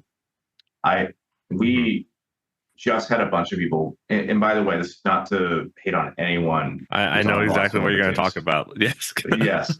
But no, in 2021, that was the first Olympics since the 1970s that we didn't have an Olympic medal. Well, actually, the first since the 1980s, our team couldn't compete, but we had an Olympic medal at every single other Olympics. I'm pretty sure. Oh, well, Sydney, we had a fifth. We had a fifth and 2 sevenths. Excuse me. But regardless, we had people in the medal rounds in almost every Olympics, and then we've had the last two where we didn't have anybody in the medal rounds.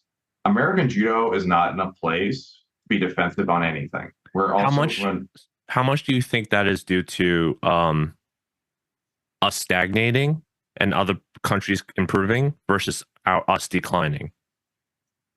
It's both. Other countries have gotten much better, and I mean, look, you have countries like Ecuador who are putting in people who can take out Brazil. Like there's so many countries that are good now, and not just, or like at least solid. We had Mexico in the finals of the Olympics this time around. Like, but if I recall, she trains in the UK though. Anthony, I think there's missing a point there. I think we were missing a point. She represented Mexico. Yeah, well, you are correct. Yes, she trains in the UK, but she did represent Mexico, and she's going to be somebody who maybe she comes back and she brings that knowledge she gained in the UK to help improve the Mexican team. And actually, even that aside, you have players from Mexico that are tough. I think at 81 kilos is a tough player. You have players like Gandia from Puerto Rico, or Del Orbo look at Dominican Republic. Dominican Republic's tough now. Other countries are getting better, and we're sitting here twiddling our thumbs and doing the same old stuff. Yeah. So we have a model in terms of how to grow the sport and how to grow dojos, and so that we're seeing used successfully with Brazilian Jiu-Jitsu. And as I said, I'm a black belt in both. I'm a Yodan Judo, and I'm a black belt in Brazilian Jiu-Jitsu. And I've spent time in some of the best rooms in both places. I've spent time at Unity. I've trained a lot of the guys. I didn't go to Atos, but I've trained a lot of guys from Atos. I've jumped around a bit, and we have models for how to grow martial arts. In fact, that's one of the reasons why Pedro's was so successful. Was in 2005, before anyone else was doing that, Jimmy went ahead and spoke with business consultants who worked in this space, and developed, part of how they developed beginner intermediate curriculums was, okay, how do we ensure there's a pipeline of people coming in here? And they have, I think, 300 people right now doing. But how much do you think that is due to him being an Olympic medalist though, and world champion? Actually, not a lot. Not a lot. Okay. Yeah, I think because there's always going to be a captive audience who will go to a place like that. Like the Team Force athletes, that's big reason why they're there. Team Force by is the elite team at Pedro's. But that's not going to convince some random family down the street, like, okay, cool, there's an Olympic medalist teaching a sport I haven't heard of down the street. That doesn't necessarily mean I'm going to hand them, a few $100 a month, and if I've got 3 kids, pay a substantial portion of my household income. There's how many programs have you seen that actually have 100 beginners? So yeah, I agree, but because down here in LA, we're not that far away from Tenri, and Tenri is actually a lot of people's first choice, and we're their second choice after they go there and realize how hard the training is, and that the fact that they don't teach beginners. So they go there first, and then even me, when I moved to LA, everyone told me to go to Tenri, and I did, and I realized that's not the place for me. So then they pick us a second choice. But a lot of parents do look at accolades and how high they have a 6th dan teaching there or something, like they look at stuff like that.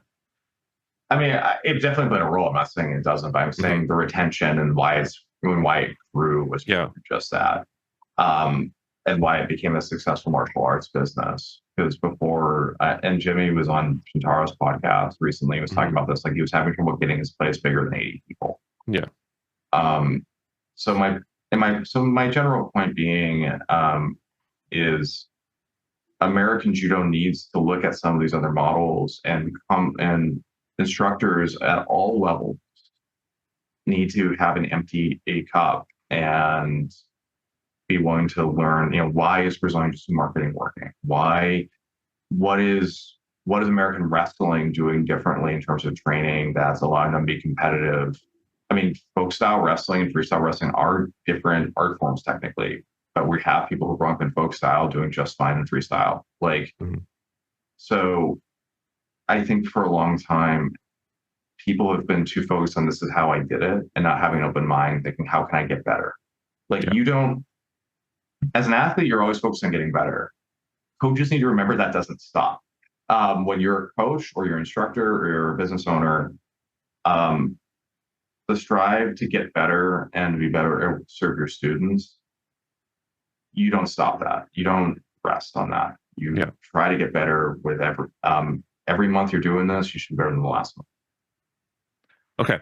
So moving on, because otherwise we'll be here for like 3 hours. So you're back to your Judo program, right? Since you're using these, let's just say unconventional methods, because I've been on a receiving end of this. Have you already talked about some senseis or old crusty black belt, giving you comments about that? Have you gotten any beginners coming up to you and be like, why aren't we doing more Uchikomis? Why aren't we doing Randori? I have, I will pull the curtain back and explain why we're doing this. And I will be very open. If this is what you want, if this is what you're looking for, there's 3 other dojos in the region. This is how we're approaching it, and this is why we're doing it this way, and we've been successful doing it this way. And I think people get so afraid of losing. Sometimes it's not just a case of, are you the right fit for the student, but is the student the right fit for you folks? And I think people get so hyper nervous and they treat students like they have to hold on to every one of them. And the result is you're not going to be able to. There are people who aren't the right fit, and I'll be clear, hey, I try to be very accommodating. I try to make sure that everyone has a chance to enjoy what we have at the dojo, but there's certain fundamental things I'm not changing, and if that's not what you want to do, there's other spots, and I'll refer you to other spots. And it's what you want to do, great, happy to have you. But it's not. Some people like to eat at Wendy's, some people like to eat at McDonald's, some people don't like fast food. Okay. All right, Juan, do you have any questions about the Judo program before I move on to the? No, you're asking a lot of good questions. I'm just here to listen and learn. Yeah. So I want to talk about the shapes of Judo that you mentioned a lot in the other podcasts I've heard you on. And my last conversation with you through our company intranet, you recommended me the Science of Judo book, and I did go through it. It does briefly mention the shapes of Judo, but it never really fully, it doesn't, unless I missed it, it doesn't really fully go into what that is. So would you kind of explain what do you mean by shapes of Judo and how that goes with your pedagogy? Sure. So a lot of traditional judo training is built around learning how to make shapes. When I talk about shapes, I'm talking about the shape we make with our body and our limbs.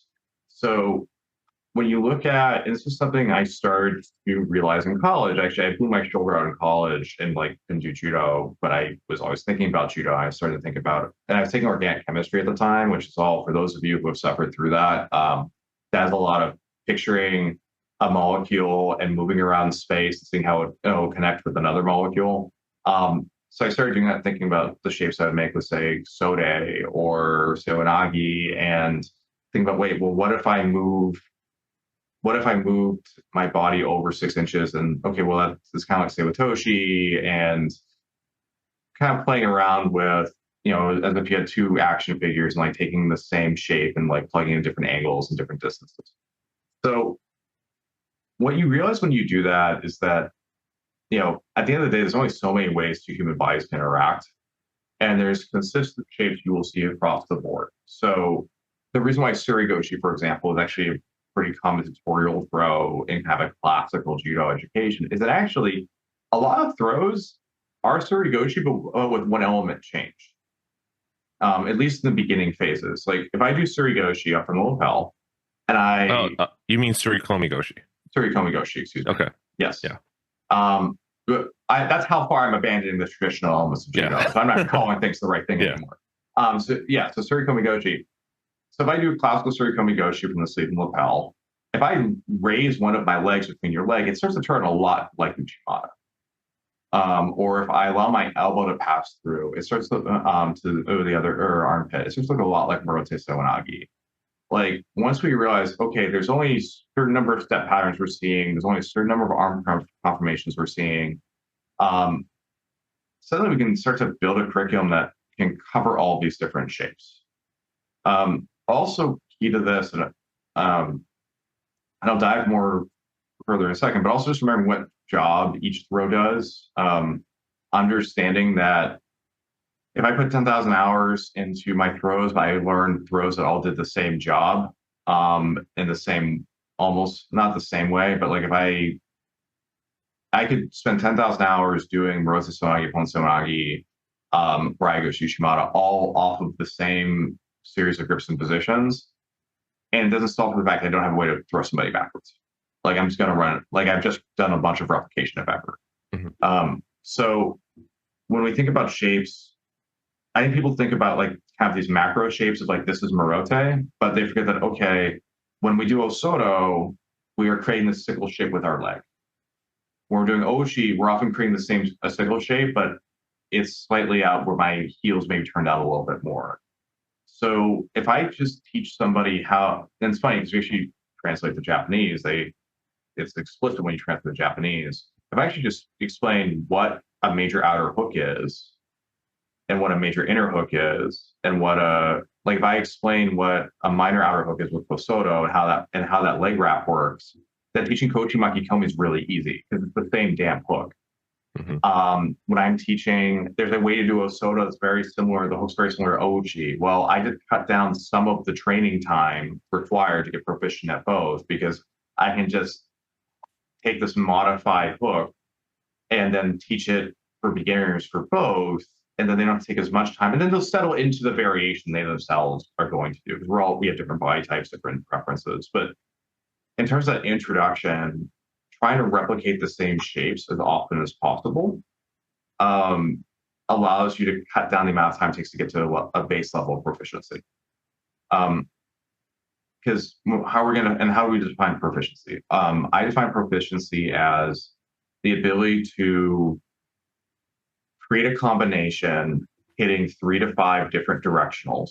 So example might be Kochi, Ochi, Shimada's would be 3 different directionals. So I'm a race. That's back right, back. That's back left, back right, forward right. Mm-hmm. And the ability to be able to hit preferably 4 directionals and then like somewhat comfortably grip fight and move around and not be too like janky and static. And be able to throw on the move. That's basically how we define Tachiwaza proficiency. So we take these individual shapes and we use that to cut down the learning time to hit that proficiency. You know, the shape I make for Chimata is very similar to the shape I make for Osoto. And then that cuts that down. And then we just repeat this process until we hit that base level of proficiency. And then we can actually have solid players sooner. So there's a lot I wanted to ask. I was trying to take notes as to be clear, because I know you teach Uchikomis first to beginners, and you're utilizing these shapes. So are these shapes only used during that Uchikomi phase, or is it still used in the later part of your curriculum with, let's say, movement and combinations and everything? So a lot of times I'll refer back to them. Mm-hmm. So for example, I'll say, like, I was teaching Taio this week. Mm-hmm. So Taio this week is the initial footwork, what I call an L step. So that's to line up. So we look at the shape of Taio. Taio's kind of a unique shape itself, but I'm basically doing an L step. So I'm a righty, so I'm taking my right foot, I'm taking my right foot to initially set my angle. Then I'm setting my left foot so my right foot can slide across for a slide step.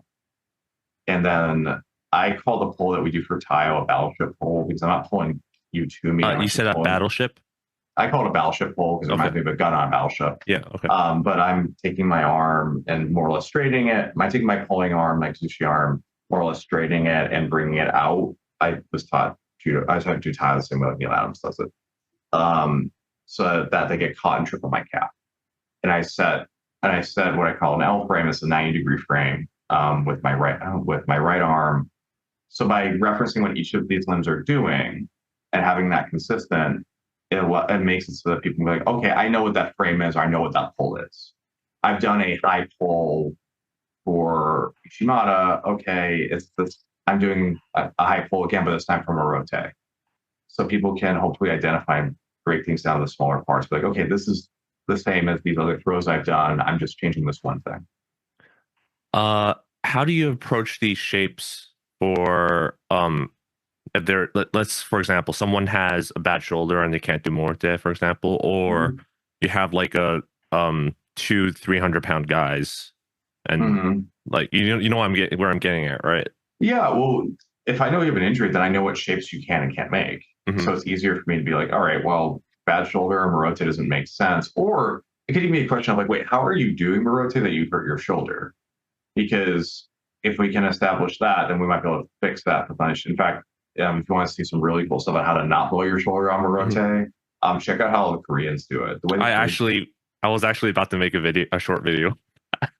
Yeah, like I'm sure you've seen Minho Choi's really awesome Sewanagi instructional. Like that's the way most of us have been taught in the States. We're putting ourselves into a standing Kimura versus how they do it. So, which is also funny because if you look at competition highlights, like more than half of the Morotes look like that, not the traditional one that you see. So. Yeah, I think something that needs to be remembered for a lot of like the traditional, when we talk about traditional stuff, that it's not that that's wrong per se. It's just that it's like, okay, that was the draft from that period. If we think about some of this as like living historical documents.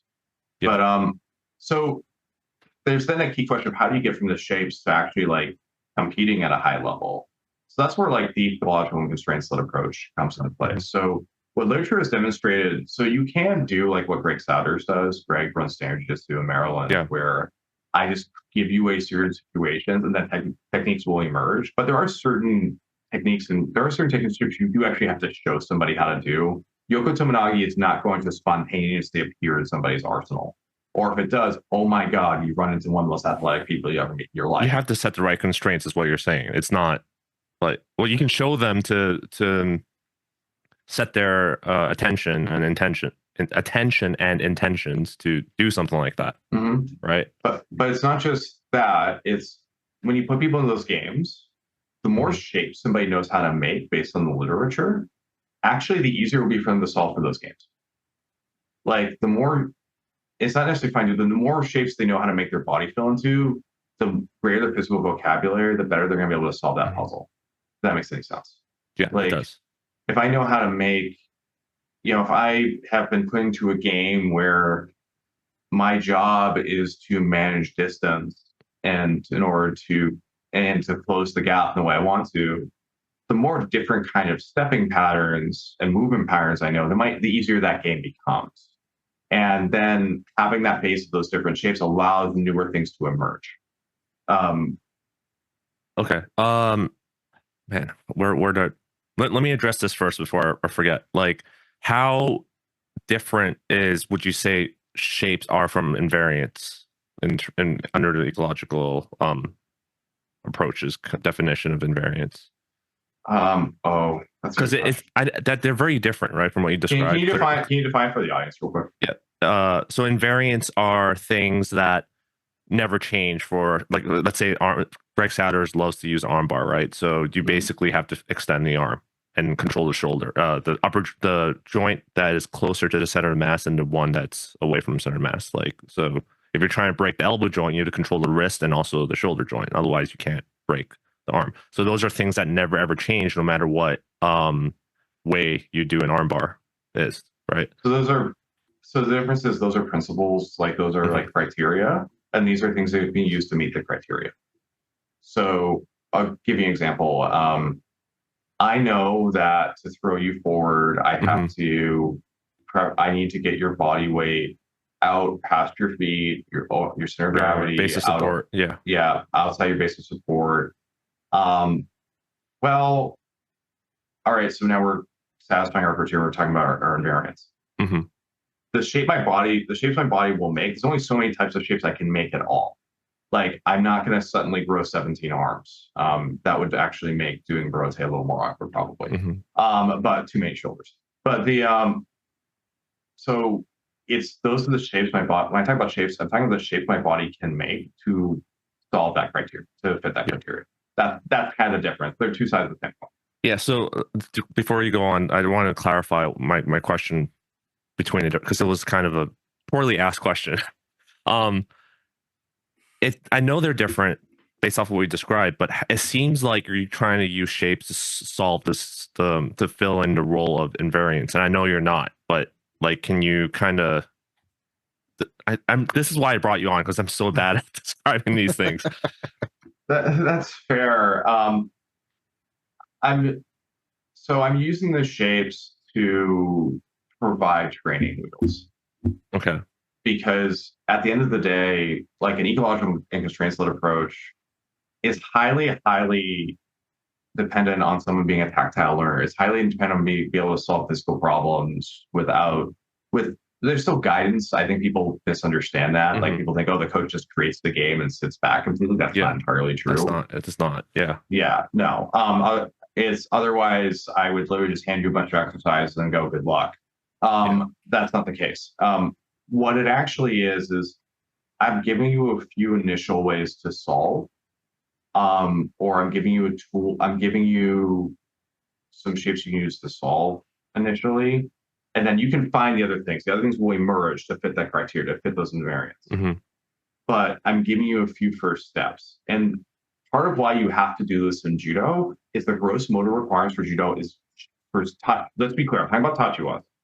The gross motor requirements for judo tachiwaza are simply goddamn tougher. I agree. They just are. And people can argue with me about this, and they can live in their wrongness, and that's their choice.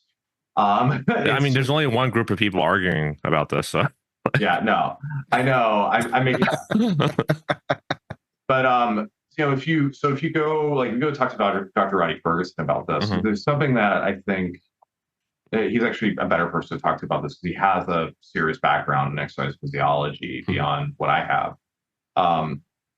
And what you'll find is that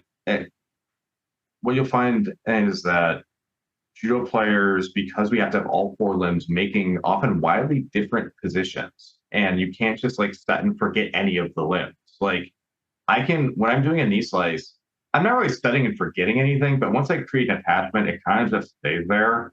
Or like, I'm doing like minimal micro adjustments. When I am grip fighting, both feet have to be sliding back and forth. Both feet have to be creating movement. At the same time, I might have both my hands doing completely different jobs. When I enter a throw, all four limbs are doing completely different things. I mentioned the autism stuff earlier. Mm-hmm. This is not, to be clear, if anyone, parents are listening to this, do not treat this as this is a prescriptive. It is not. But after about a year of judo, I no longer had to do occupational therapy. I kept doing it for another year just for the sake of taking advantage of the service. But because because judo was basically, for me, it was kind of occupational therapy on speed, because you had all these different things where your body's, the limbs are all doing different parts at the same time. You have to at least give some intro for the shapes, and you have to give people some time to refine it. Okay. And as I said, when you go back into the literature, they find that the people who are the most successful under ecological constraints-led approaches are folks who already had some introduction to how to make different shapes, because they at least have a frame of reference. Yeah. So I'm gonna give you, feel free to bash what I'm about to say, but what I do in my class is I actually don't introduce Uchikomi first. I introduce it towards the end. So I put them into positions where they can't, with constraints where they can't do anything but the shapes that you talked about, right?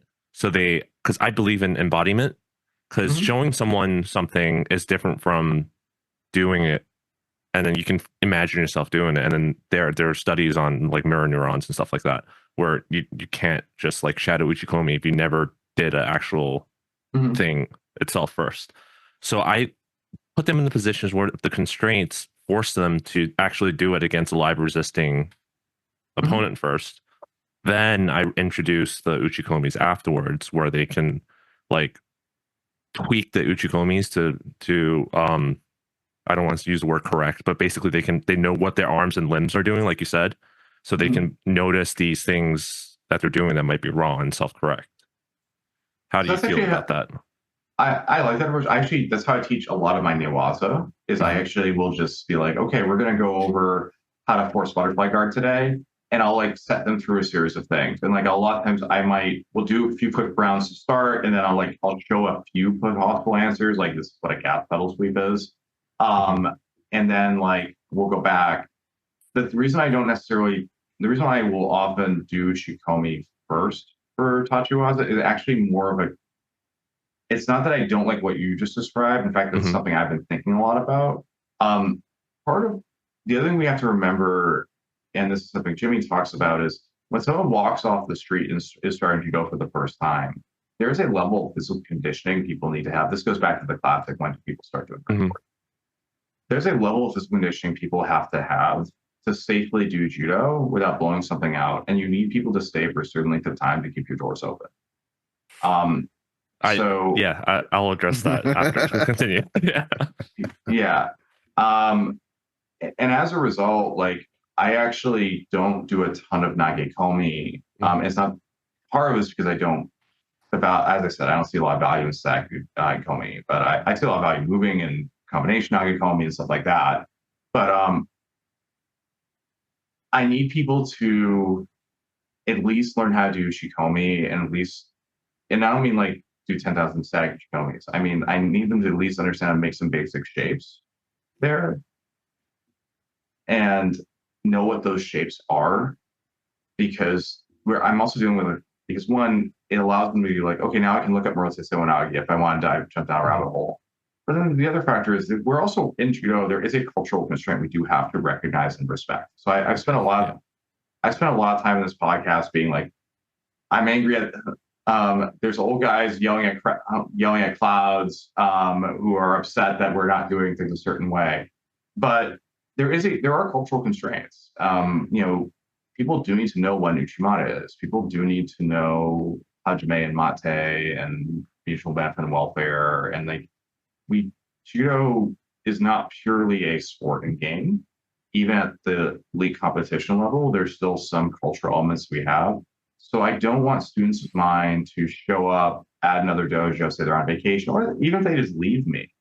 And someone's, all right, everyone get in 100 Ogoshi Uchikomis. And like, what's Ogoshi? Oh, it's that hip thing. It's that hip thing I actually do have repetition on and know how to do, and I can do it as well as anybody, but I just don't know what that is. So some of it's that. Yeah.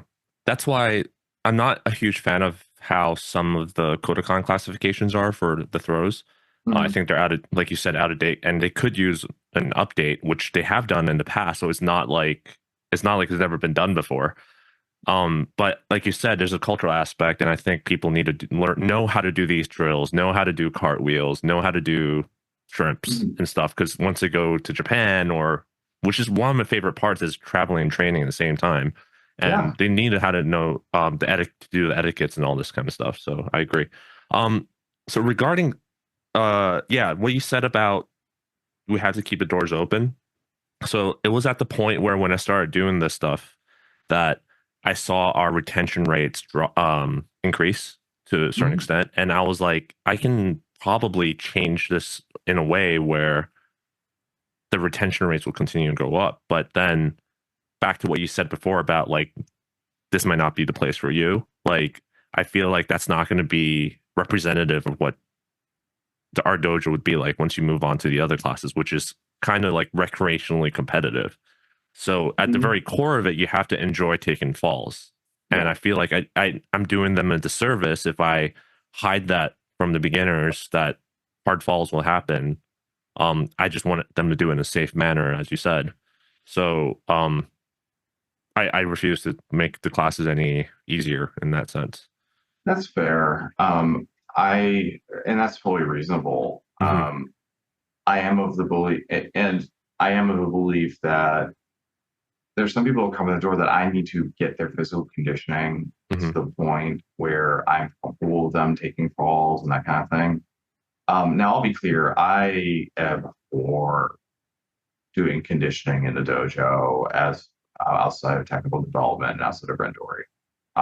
What I mean by that is why am I going to do a drill that's clearly meant to make me just physically more powerful when I have a weight room upstairs? Yeah, like let's use the time. Let's use the time and the resource for what it's valuable for. And then, there are other resources. If I tell my elite competitors, I'm like, guys, there is a bar upstairs with weights, you can do power cleans. That's why we're not going to just do, X power drill that, I was doing when I was 15 at a random dojo in Connecticut. Like it's not to call it Connecticut for some reason, but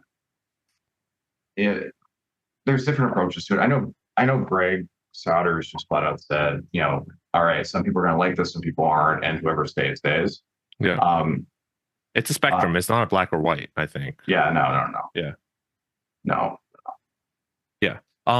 So I'll and to be clear, my folks do end up doing randori within the first couple of weeks now. Yeah.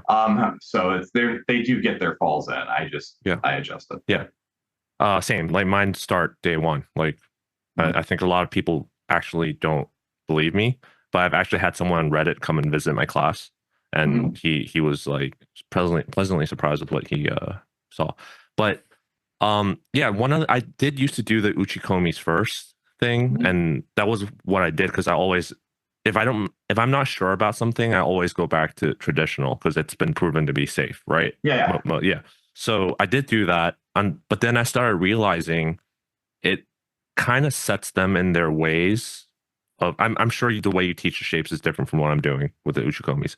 But they start, for example, Sotogari is always taught as like take the left. If I'm righty, take a big left step first, and then you kick the foot up, and then you like reap the leg. But now people are trying to replicate that, which doesn't work because usually how Sotogari works, you enter in an angle and you hook the leg on the side of the knee, and then you hop over, right?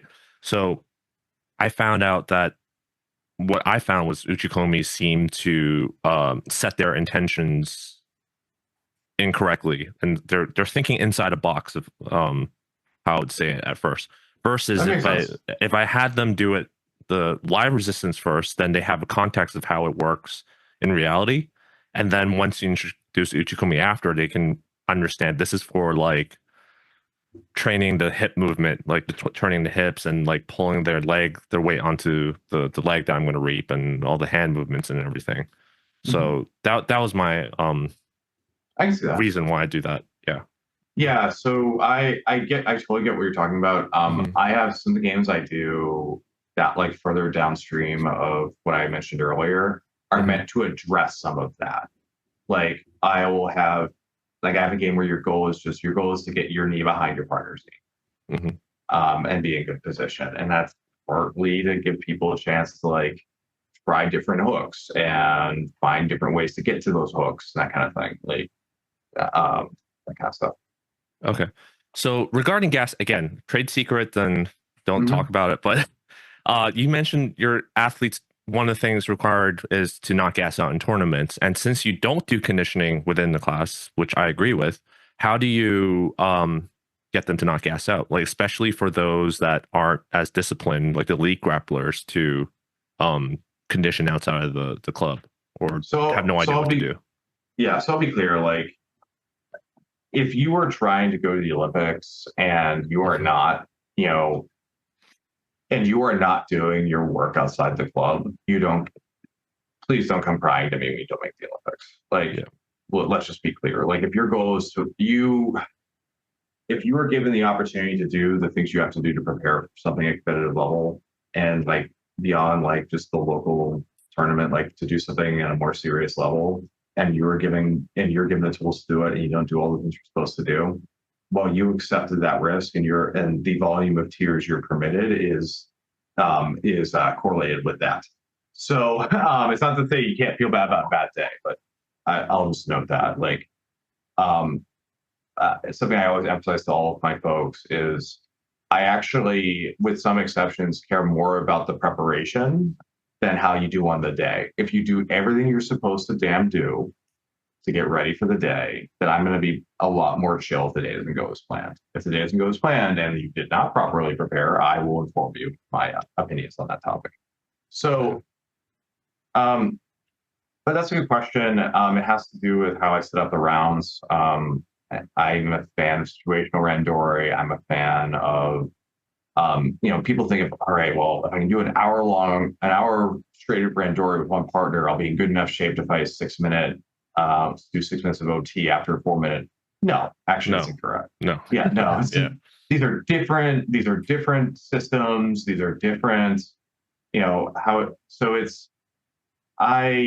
going into too much detail, the closer we get to the competition that we're peaking for, the less practice is, the more practice is meant to directly simulate the conditions. So a good example of this was the drill that I got from my sensei. We'll do lineups. So, you've probably experienced that too. And these will be short. These will be, I'll tie the length according to as I mentioned, the metrics I've seen of how long exchanges are. I'll usually get them a little longer, like I'll put it at a minute or 40 seconds. But the idea is that fresh bodies coming in, so the person has to be able to solve fresh puzzles while exhausted. Yeah. And actually, another particular area I really try to force people to be able to do that with is in Newaza transition, because most Newaza and judo happens because either I was in good enough shape and cognizant enough to be able to catch something in transition, or the other person's tired and makes a mistake. Yeah, I think that's a lot. If you read comments on Reddit during the Olympics from certain group of people, I think that's a key part they're not understanding, is exactly what you just said. Yeah, and this is so. The answer is the practice is still pretty damn hard. These are not easy to do. Like I'm talking. Be very clear, anyone listening to that. I'm talking about the people who are prepping for national championships, international tournaments, that kind of thing. Like the folks who are doing this towards a semi-pro professional level. But you make the practice as close to the real thing as you can, while still being harder than the real thing. So, and as an example of that, we had a guy fight 18 matches in one day at senior nationals. Yeah. He won his novice, took second at Brown, and then took third in veterans. He had 18 fights. So, and that was largely a result of the fact that the guy had the gas, and he'd also, be very clear, really tough dude. But he had the gas to do that. And when you're in those novice and brown belt and veterans divisions, a lot of times just have the match model of just being in better shape than other people, as long as you know how to grip fight well, will beat a lot of folks. A lot of folks are, coming off the couch or are there twice a week. At its core, I have a larger match model that I use and rely on. It's the same one I got from my sensei and what he used to medal in Athens, which is it's a position over throw style, effectively. It's a position over submission, use BJJ parlance. So we're going to win the position, and we're going to, the fight is going to occur in the places we want the fight to occur. If we cannot put you away, we're going to outlast you. Okay. And I design my practices around that. I design my practices to enforce better grip fighting, better positioning. I make sure that people can score. But I try to put people in places where they're able to score in positions that other people aren't good at. Okay. So just to clarify, based off of what you said, it sounds like, because some people, once during the peaking phase, they sometimes focus on just maintaining their current form. But it sounds like you increase the intensity on the peaking leading up to the competition until we're about a week or two out, and then you just stop, or you just reduce intensity? I reduce intensity. I reduce load. That way people can actually go ahead. So, we do phase everybody. Okay. So that way people can recover and heal up. But yeah, like we're about to enter into have a down phase where I'm gonna have people doing. We have to get everybody ready for Dallas, but December and January and a little bit of February is a little sleepy at my dojo in terms of doing like hardcore. We're gonna beat the hell out of each other stuff. Versus April is tough. So that's just the competition for judo. That's the way the time frame, the way it is. Yeah, and one of the big challenges for judo is that there's not really a defined season. So you just have to decide what stretches of time are you really peaking for. So what I decide on the domestic level is basically April through the end of July is our season, because that is the nationals.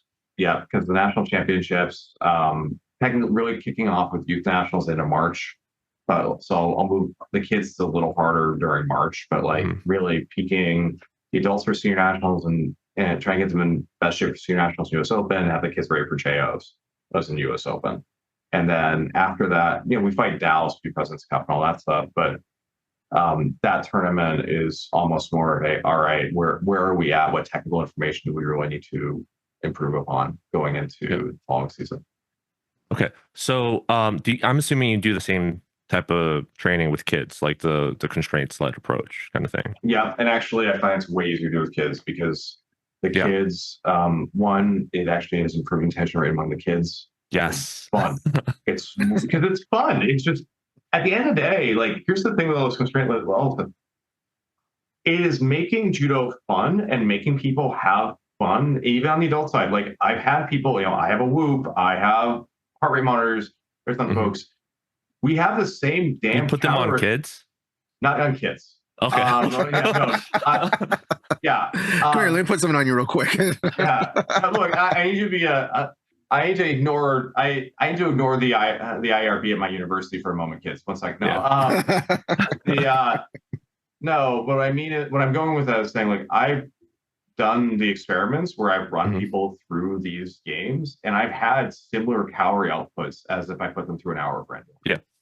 Yeah. So, okay, so you're telling me I can get the same kind of calorie outputs as I would if I just put everybody through Andori for an hour, but it's more fun, so I have better retention rates for kids and adults, and it's more focused technical time, so they're actually getting technical work done at the same time.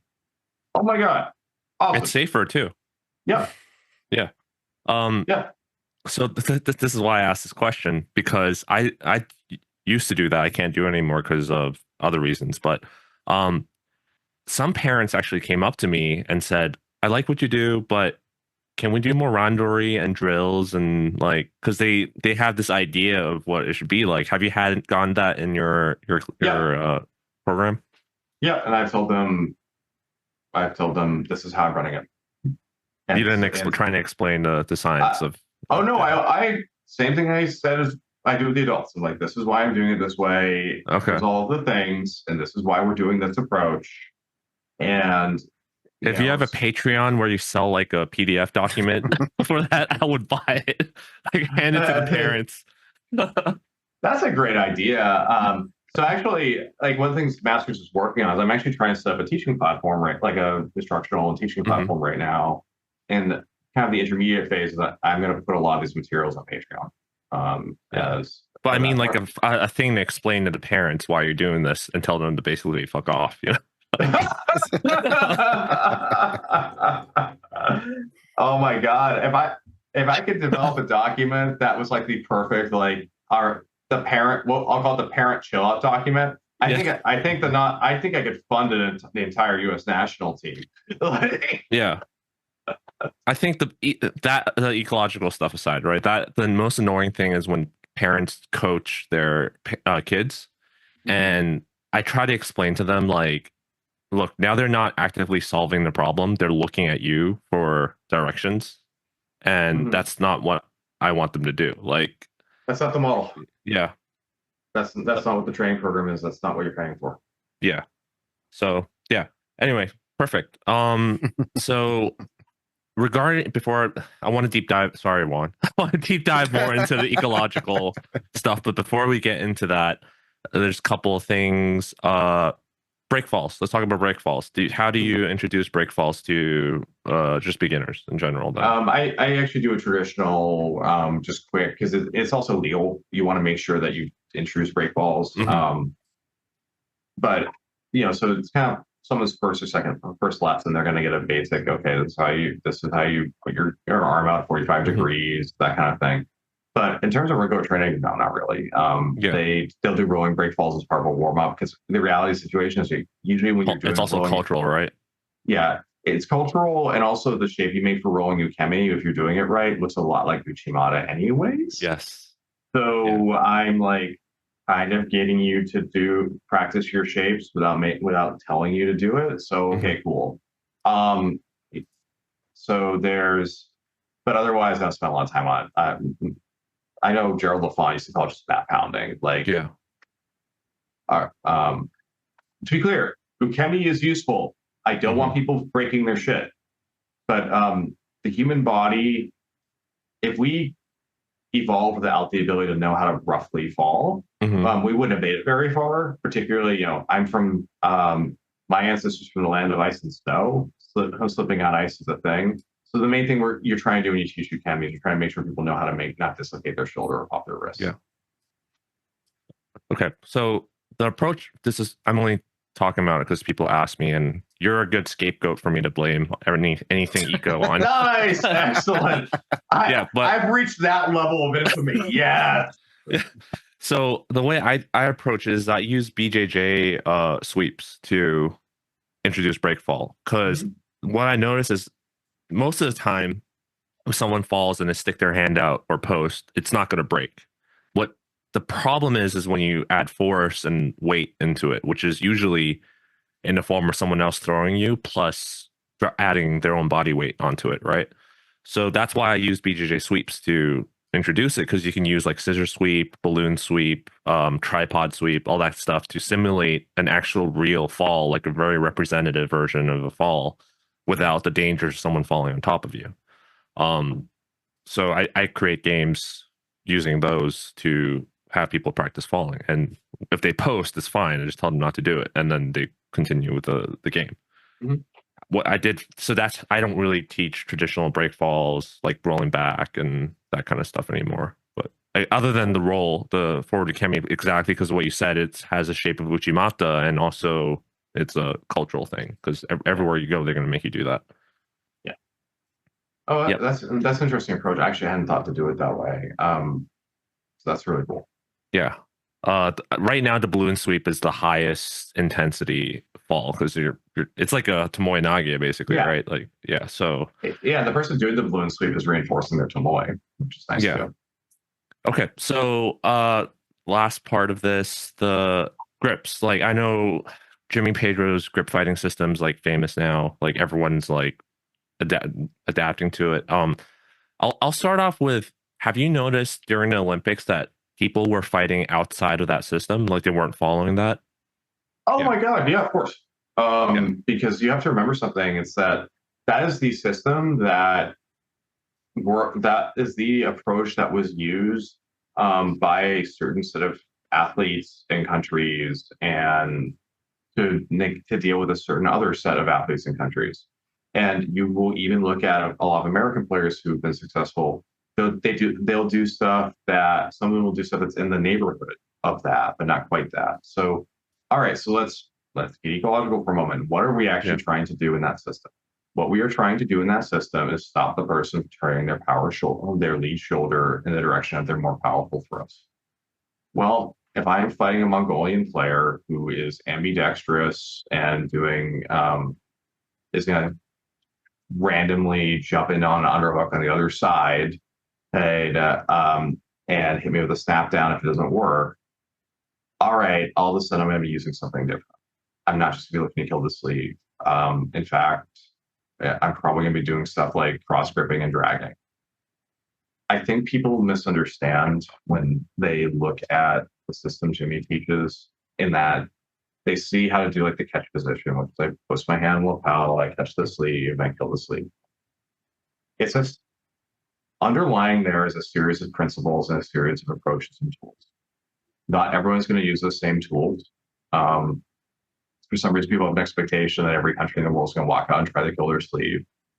You know, you have some countries like Cuba's known for sitting on 2 blue sleeves. Like they'll get to 2 sleeves, they'll play their judo from there. They'll ring you up on penalties, particularly like 48s, 8s or 52s or 60s or 66. I think people need to be aware that judo has a metagame.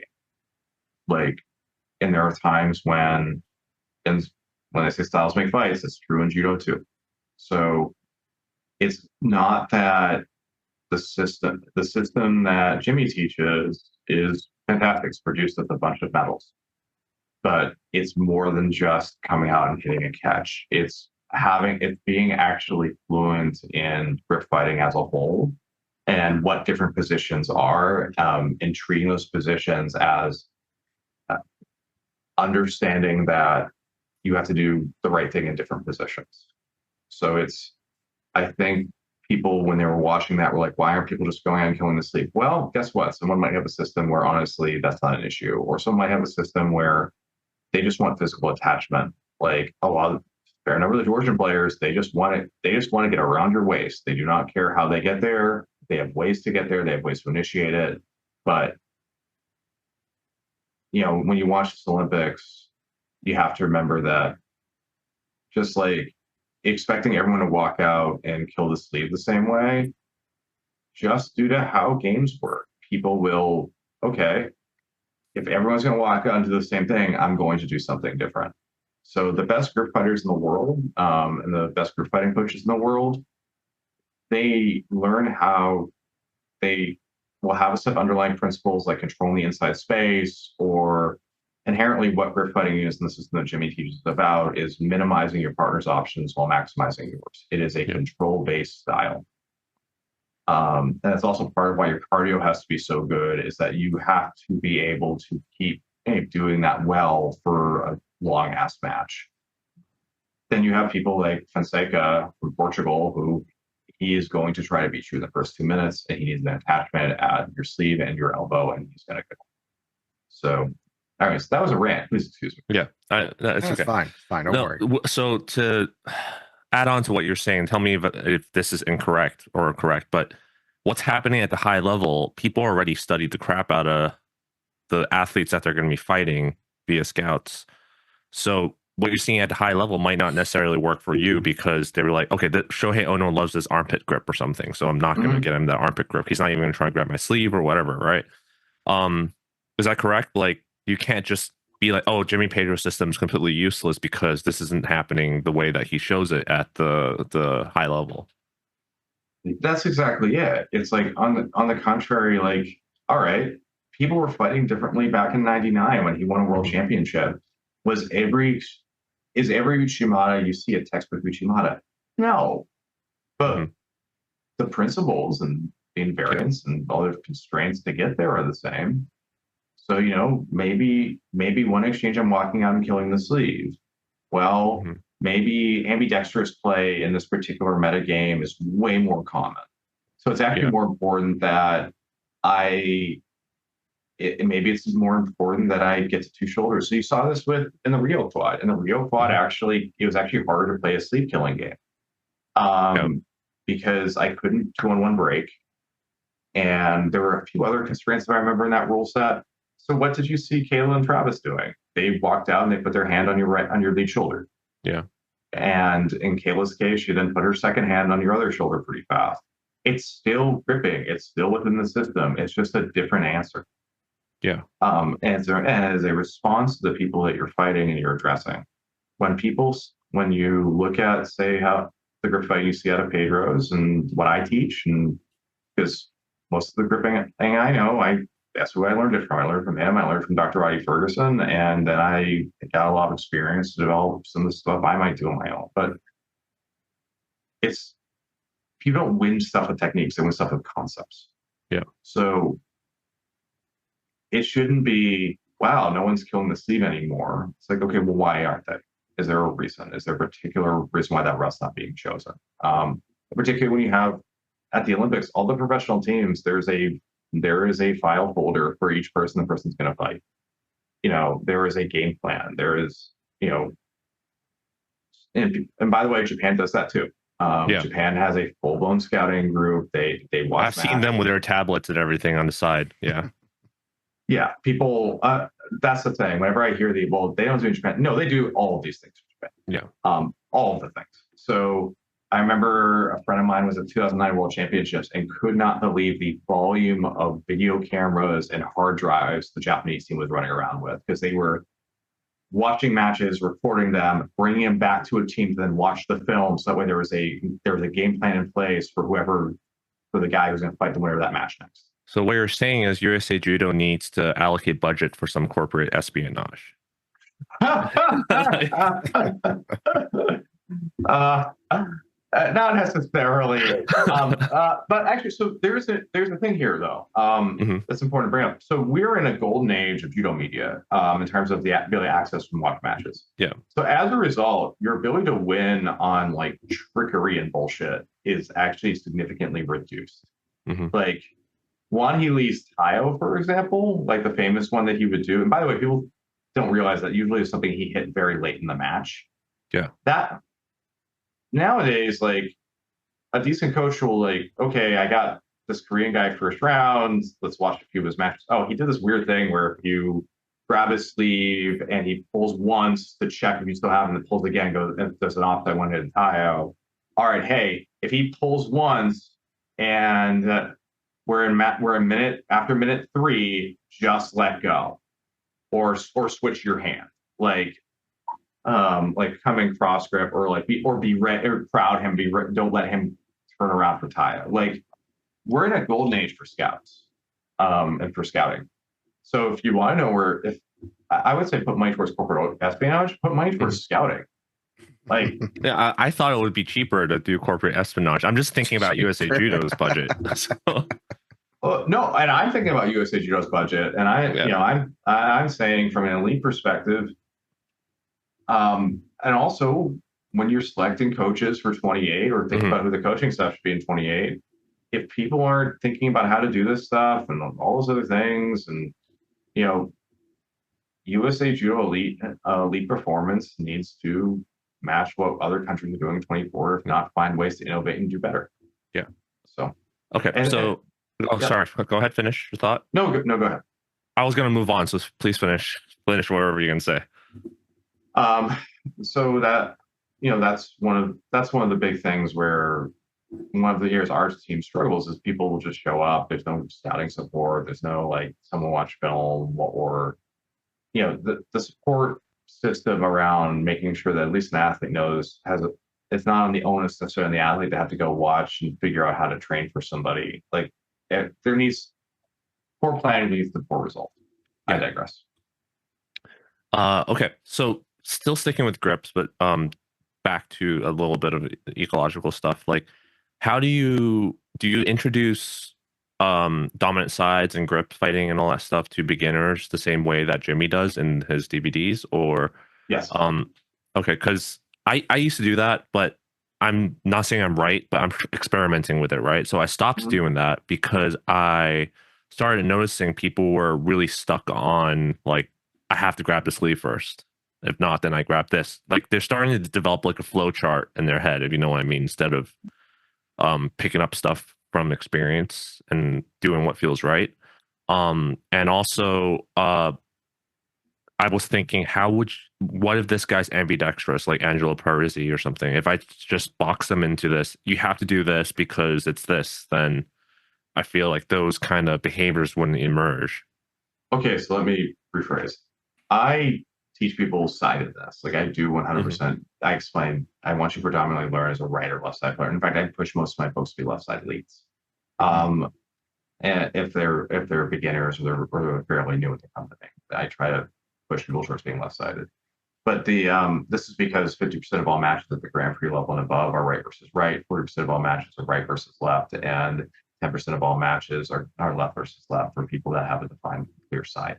So that said, I don't go, here's the catch, here's the cross, here's the standard. I'll make reference to them, like they're in the curriculum, so that people eventually know what those are when they're referred to, because I need people to have a rough idea. But I actually create a lot of games where they figure out how to do the cross, or they figure out how how to catch the sleeve as part of the constraints of the game. And then, or I'll explain the point of this game is how to identify and deal with an ambidextrous player. And for example, understanding when you're doing an ambidextrous player that controlling one shoulder stops its shoulder from turning one way. I think controlling both shoulders means it can stop both shoulders from turning. And that's stuff that will emerge as part of experience. And sometimes you do have to just flat out help somebody because that's not everyone's background. Or everyone is to an extent, but some people it's easier than others. So okay, that makes sense. I think when I came to visit, I forgot her name, the instructor. Heidi. Yeah, Heidi was doing something like that regarding grips, and I was like really surprised and pleasantly surprised that that was being done. That's really how we teach. That's basically how we teach grip fighting. I will do like courses like, hey, we're going to talk specifically about some things about right and left fighting, or hey, here's an advanced tactic of like how to get over to the far lapel in right versus left. I call it RVL, or stuff like that. But in general, most of gripping is taught by constraints like games. Yeah. So you get a lot of guests and seminar instructors that come over. So how do they react to this kind of instruction? Especially the more traditional Japanese kind of people. Well, almost all of them are, my age or younger or a little older. And most of them are just kind of like, oh, that's cool. Because they were competitors. Like they get it. They're just like, okay, this is work. Cool. Because here's the funny thing. People who are invested in just like we're trying to find ways to be good, they don't get caught up in the keyboard wars. Yeah. Or a lot of them don't. It still happens, but or if they are, they're in very different rooms. It's much more. It's like if I show you Shimada that's going to let you win a national championship, do you care if it's not traditional or not? None of the coaches care, but then what happens in the training room, they care. Okay. I think no. Hold on. No. I think it depends on the coach and the place you're training at. Okay, before you just put that. No. I agree with guys. I'm not putting in a lot today because I'm very interested in hearing these two guys talk. So I'm not putting a lot in, but I agree with what you said, Chris. Yeah. Yeah. So I think generally speaking, I haven't had a lot of negativity towards how, and I've had people come for camps and stuff like that, and the other thing too is a lot of people don't teach in the way I teach. And I actually, it's good for my folks to see that there's other ways of teaching because once again, it's a cultural element. And also maybe it turns out that a more traditional way of teaching works for somebody and it's good for them to know that and be aware of that. So, but yeah, I've had very positive reactions across the board. Okay. I'm really surprised by that actually. I mean, I had Colton, last year and Colton was like, wow, I'm really surprised by how well everybody's moving, just like the experience level. Yeah, it's because I take this approach. Yeah. So a lot, and also, as I said, almost all the guests we've had are people from like my generation of judoka or maybe a little older, or some folks who are younger who are like on the Tokyo team. So as a result, like I think people are still in the kind of like open mind period of their judo development. No, I agree with you. I think it's not a either or. It's not like you could. I believe you can mix in some of the traditional stuff, and even Rob Gray talks about that, which a lot of people conveniently ignore that he said that. And also for some people, it would be better to just stick to a traditional approach. Okay, so let's. And to be clear, one more thing I'll add. One thing that I do think people don't necessarily get about these more ecological constraint-led approaches, you actually have to have a massive volume of technical knowledge to do them at an advanced level. Like, that's something people don't realize. And actually, for most people, you might be better off teaching traditionally because you have to understand a lot of the underlying principles, mechanics. Like, you have to understand all the concepts you're trying to teach. Like this is not, I think people misunderstand it where they think like, oh, this is like training wheels coaching or like this require effort. No, actually the amount of technical knowledge you have to know to do this right and to produce well-rounded judoka, well-rounded grapplers, and not just a series of specialists is pretty significant. And I'm not trying to talk myself up in that respect. I'm in a perpetual state of still learning. As I said, I picked up some interesting stuff from watching the Japanese women's teams train. Like, hey, just recently, you know, you have to be a student. You always have to be trying to improve. But honestly, an off the shelf coaching, a traditional approach is easier to do and implement. Yeah, I agree. Because I think that's one of the limitations I think I have using this method is because I'm not that good, and there are certain techniques I have no idea how to do it, especially in a safe manner, using the games. So that's my limitation, is that I don't have that high level knowledge and ability to create some scenarios that you would only experience at the high level. And I think that's, like you said, a misunderstanding. A lot of coaches feel like they're being like this new approach is rendering them irrelevant, which is the exact opposite. It's actually leveraging their experiences and knowledge to a greater degree, versus the older approaches would kind of like cause like a mistranslation of the way of passing knowledge from someone to who's experienced to knowledge. That's the way I interpret it as. And by the way, people have done variations on this, like the amount of situational randori I did at Jimmy's, and I'm referencing my home dojo a lot because, you know, across the United States, people recognize that that kind of spot. And we did tons of situational work. I can do an over-under pass. I could be half dead and can still recount to you all the steps in over-under pass because of the amount of time we spent training over-under passes. So this is honestly more than I think parts of r/BJJ want to admit. This is just a slightly different way to do something that we all already know is really good. I just think I see it as a refinement, right? Yes. Like you kind of knew this works, but not exactly why or which parts, and you're just like kind of like getting rid of the unnecessary parts and keeping the part that works really well or has a better return on investments or your time. Okay, so ecological approach. How could you do a better job than I could? I thought we've been talking about ecological the entire time. So I we've been doing this the whole time. What do you mean? But now we're getting into it. Yeah. I thought we were talking about it. So could you give like? I'm not going to make you define it, but let's say like how is this different from like CLA or what you're doing, and or would you say is exactly what? I mean, it is what I'm doing. I'm just. The only thing I do differently is if I think of training time, instead of doing shapes for 5 to 10%, I do it closer to 20.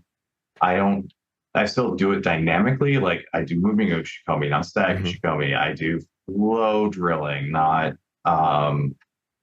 you know, we're going to do route combinations. Like I make it so that, you know, there is some drilling involved where, you know, I'll tell partners, okay, on each route, partner, do one thing that would mess with the execution. So that way you have to solve a puzzle. So I think that's the only thing I do a little differently is I do a lot more like kind of slower puzzle solving, which is something I learned drilling in Brazilian Jiu-Jitsu. And I also kind of intuitively understood from my own experience in judo, but I didn't have like a way to describe it. I effectively there are more formal academic definitions people can pull out to define these things, but effectively the way it's creating training environments whereby the correct decisions and techniques will emerge from the student as opposed to being prescribed, with the goal that one, because neuroscience demonstrates and researchers demonstrate that if the solution emerges from us, we're more likely to remember it. And then it's just a case of reinforcement. And then also creating environments where it feels more like play. So our brain's more likely to record it. As mentioned, there's between 400 versus 20 to 40 reps. And basically designing games. And I think, by the way, to be clear, one of the other reasons why I think I got drawn to this was my academic background was a lot of things around how do you develop environmental rules and regulations so that like people don't die from poisoned water. So, so for me, it genuinely became a case of like my main intellectual pursuits coming together. And that was part of why I was drawn to it of like, oh, I spend a lot of my time thinking about how subtle changes to rules change behavior all the time. Yeah. But yeah, that's roughly how it was. Yeah, for me, I discovered it because I was trying to teach myself Japanese and playing the guitar, and Oh yeah, all the traditional methods were I was doing it for 8 years and didn't work, and I went down the path. Not obviously it's different from motor skill, learning a little bit, but a lot of stuff about like representativeness and space repetition and also like drilling flashcards, like yeah. how to transfer, how that stuff doesn't work really well. So that's how I went down that path. But Oh my god, please send me any resources you have on Japanese. okay. I mean, there's a guy. Go ahead. I failed my N5 by one question. I feel like I need to go fix that. It's basically about immersion learning. So the immersion would be very similar to like live the games we're talking about, right? And you have to be interested in what you're learning. You can't just dead drill stuff that doesn't keep you engaged. But yeah, I'll definitely send stuff your way. Thanks. Okay, so how is the ecological approach different from just constraints-led approach? So I think that's a really important thing that we have to define, which I do a really bad job of explaining to people about.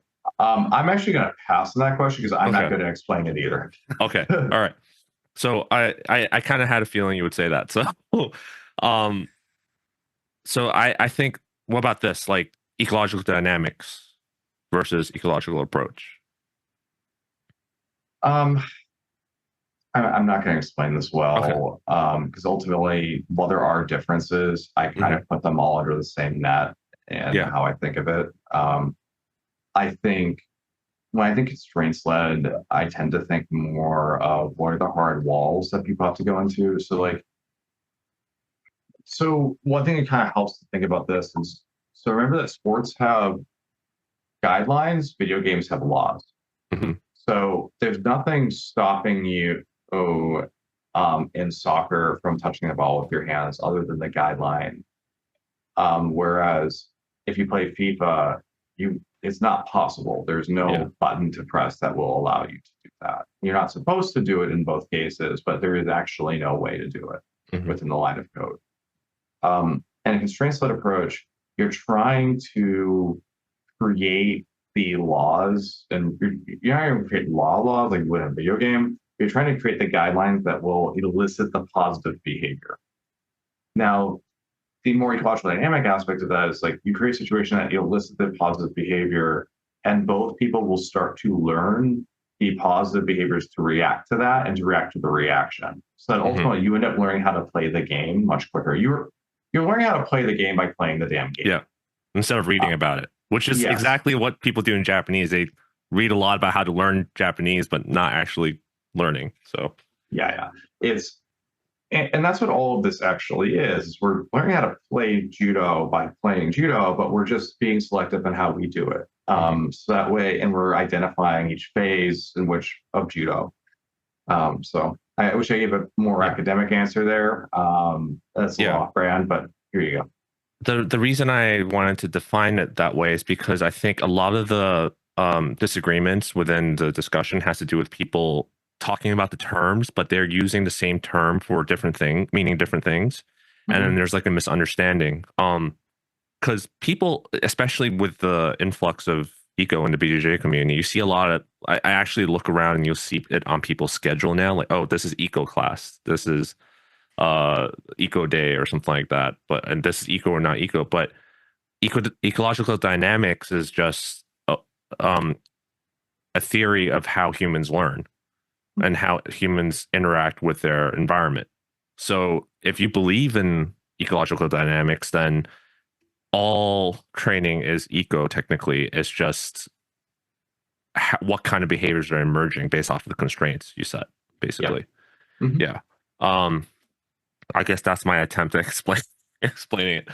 So I don't know how well that helps, but Okay, let's move on. So how is what are your thoughts on people just saying, well, it's just positional sparring or positional randori? My thoughts are I think the big difference is how are we gamifying it? Mm-hmm. If we're gamifying it, or are the constraints so limited that I only have one or two options? But really, are we gamifying it? It's almost like there are more fundamental things you could disagree about. Ultimately, the difference between situational randori and this approach is we're trying to take advantage of the brain being in a play state. Mm-hmm. That's it. That's a very good, simple explanation. Yeah. Yeah. Versus situational randori. And by the way, be very, very clear. You need situational randori and you need straight up randori because Yes. you are not going to be in a play state during Shiai. Like Yeah. you are both trying to solve each other as very angry puzzles. If we want to get that in. So, it's a fight. It actually is a fight. So, doing eco style training that has its place. So does situational randori, which is kind of like the halfway mark between them, and so is full randori. The difference is kind of the permission structure. In an eco type situation, this is trying to be more play. This is trying to take advantage of how the brain works under those conditions. In situational randori, we're not playing anymore. This is real under pressure. Yeah. And in fighting Shiai style randori, we are replicating, how I would fight you in a match or something close to it. Like this is competitive. So I think one is meant to be one is not, one is competitive in the classic who is the dominant person sense. Yeah. The other is competitive in the we're playing checkers and hopefully the checkers are silly. Yep. My attempt at explaining that is not explaining it, but a lot of people say, oh, it's just positional sparring, the constraints-led approach, which it is, but they miss the point about what kind of behavior am I trying, and what kind of behavior I'm trying to get to emerge, and also what kind of skill am I trying to get the athlete to get versus just throw the other guy from this position, because there's many different ways of doing it. But yeah. What about drilling? Like, what? I'm sorry. Drilling. So I mean, drilling is typically the repetition of behavior, repetition of action. I think the higher level you go with drilling, the more it resembles. It gets towards being situation eco. So, for example, the other element of drilling too is drilling is usually drilling for both people. Yeah. I think that's one of the reasons why Uchikomis is not great. It's because the other person is doing a behavior they wouldn't do. So, whereas at least not even stagnant Uchikomi, the other person's learning where their weight's supposed to be going, and there's still some value to that, and also there's a little bit of chaos involved when you're actually throwing something. But drilling has its place. Better drilling is drilling where I'm trying to solve a puzzle every time. Like I'm trying to make it so that all the different counter arguments that could show up to my argument that you should be tapping right now, I'm exposed to and know how to adapt to. Would you agree, like a simple way of defining it is that drilling should not be successful every single rep? Then you're actually solving a problem, right? Yeah. Yeah.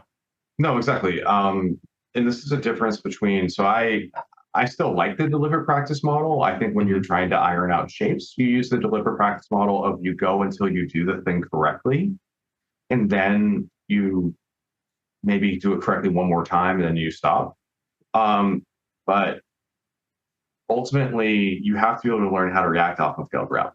Like I was in that one-handed Taio this week. So one-handed Taio, the beauty of one-handed Taio is you don't actually have to be able to throw anybody for one-handed Taio to be useful. When you hit one-handed Taio on a same-sided match, if it misses, it doesn't work. Usually, you still move their body weight, and you can get your second hand on the gi. So it's a great option if I've killed the sleep. Yeah, I score or I get my second hand on, both advance my position. So if people, so that's sometimes something I'll bring up is, hey, if a rep fails, your objective here is to do X. or Y, just get one of those done. And then it's not truly a fail route. Yeah. Yeah, the reason I asked that is because I really emphasize that with my students is like, don't get discouraged if you fail. You're not supposed to be able to do this. Otherwise, if you're able to do it every time, I wouldn't ask you to do it. Yeah, and that's I growth. think, a lot of coaches also don't put, like, they understand it, but they don't really set the environment where that it promotes that kind of behavior, because they'll be like, no, that's wrong. No, that's not it. Like, and it's kind of like demoralizing, right? So Yeah, Jimmy used to say you have to do a compliment sandwich, basically. Mhm. Like, nice pull, move your left foot a little further back. All right, that'll take advantage of that really good pull. Like, that kind of thing. Because you need people to come back. Yeah. So, what about? I hate asking you these things because I see your reaction. You're like, oh, not again. But affordances. I'm sorry. Affordances. Like, what are your? I'll define it, and then you can give me your thoughts on it. So, affordances are basically opportunities to act on things in an environment. So, if you see like a door handle, you could like pull it or turn it or something, right? And so if you see a leg, for in a judo context, the way I tell my students is, if you see a leg being standing bladed towards you, you can see a sotogari or a dashi as a option. So I build affordances into how I develop constraints. Mhm. And the affordances are more what I talk about for the win conditions. So I mentioned one game earlier, which is really meant as it's integrated as part of gripping games, because one of the problems that people have in the US with grip fighting is they will move their upper body, make the right decision with the upper body just fine, but their lower body is not following suit, and they're not integrating. They're not integrating their feet. So this was actually, I remember I learned this lesson kind of the hard way. I was at a training camp in Montreal when I was a teenager, and Aaron Cohen and I were training together. And I was always really annoying as a teenager. Like, okay, so what can I do? What did I do wrong? That kind of thing. Aaron goes, because you don't use your feet at all. Oh, and then that once I was like, oh, I'm supposed to be bugging the shit out of the feet the whole time while I'm trying to control the sleeve and that kind of thing. That made me a lot better very quickly. So a lot of the games I do incorporate that in some way. And so talking about affordances, learning when a backwards throw is available. So for example, there are two ways I do that. One is, part of the game will be like, it's grip fighting with foot sweeps, and if you get the back of your knee behind the back of their knee, and they can't just put you backwards, like, okay, they do a squat. Or another way of doing that is, when you're flowing, if you enter forward, you must exit backwards. Like, you start from stance, you end in stance. Yep. Kind of deal. Like, understanding those kinds of underlying principles, and that will allow the affordances to emerge. A lot of people start to recognize, oh, when it's right and right, someone's right foot is a little too far out, and I have my right foot in between their legs. Or even just like, sometimes I have one guy I work with who, his main opponent, for him to beat him, he has to get his lead leg in between their legs. It has to happen. Like, that's how he breaks his opponent's game down, because his opponent's game doesn't really work if they're in that situation. So a lot of times the game they're playing is you're trying to get your knee underneath their center of gravity. Yep. Okay. How do I word this? When do you decide to keep or abandon a constraint or a game? Because sometimes in some of these games, the athletes don't pick up the affordances right away, and sometimes half the room will get it, and not the other half of the room's not going to get it. Vibes.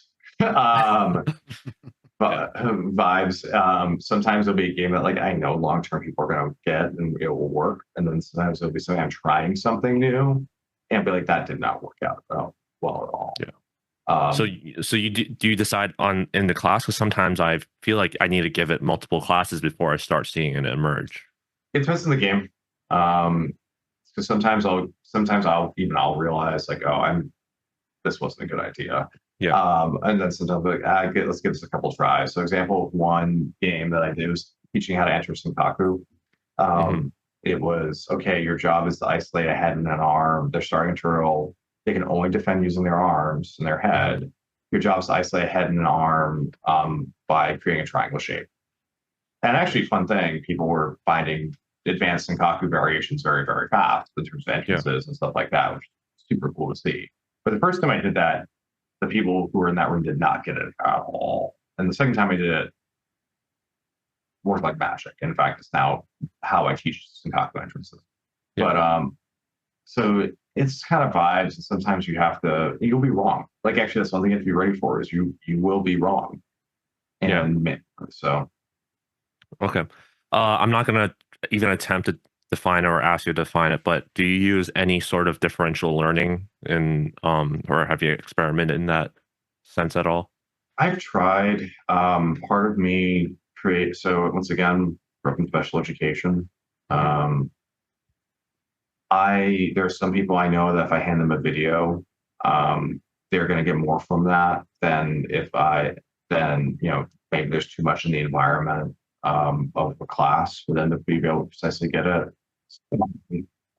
Some people need a written explanation. I try to adapt to different learning types best I can. Okay. So wait, just so I'm clear on so we're talking about the same thing. Like differential learning, I thought it was like, let's say, like making the ball larger or smaller, or like different. I heard that in special education context, so I heard that as like adjusting for learning styles. So please excuse me. Sorry. Yeah. You're fine. That's built in as a result of body size and difference, and but that's not something I don't put a lot onto that. I'll be honest with you. Okay, so you won't like put tape onto someone, like for kids, for example. I put tape onto certain parts of the body, so it amplifies the signal kind of a little bit. You know what's funny is actually there's a gi that you can buy from Kazukura that that has the signals for how to do a proper rolling ukemi. No, and that's not because I don't like it or anything like that. It's just not something I really embrace personally. Okay. All right. I swear I have 3 more questions and then we'll wrap it up. Sorry. This is going to be a little controversial. Go ahead. Say, Juan, do you have any questions? I'm kidding. No. Anthony has a lot of, like, you guys just talking is very interesting to me because Anthony loves this stuff. So I love when we do episodes when it's someone that loves this stuff like him, just talking to each other. I'm just there and just taking us all and be like, interesting. Very interesting again. So no, if you ever watch your episodes like this, I'm usually like this, but like just taking it all in. Okay, yes, all right. Yeah, sometimes I feel bad. I'm just teasing Anthony. Go ahead. No, I'll put in my own thoughts every now and then if there's something that I want to talk about. But no, I'm usually just interested to hear 2 people's perspective from this ecological training system. Yeah.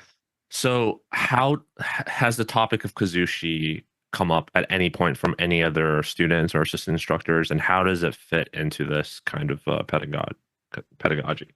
Oh, we're at the end. I talk about Kuzushi a lot. Yeah. We talk about I think the concept of Kuzushi can be abstracted to some very interesting spaces because you don't just have the literal traditional idea of Kuzushi, which pulling somebody off balance or assessing where their weight is. So a lot of what you have, scouting is itself a form of Kuzushi. That's the first time that I just got ASMR hearing that. Sorry. That is a neat way of approaching it that I've never thought about, but I agree. Yes. Yeah, no, scouting is a form of Kuzushi.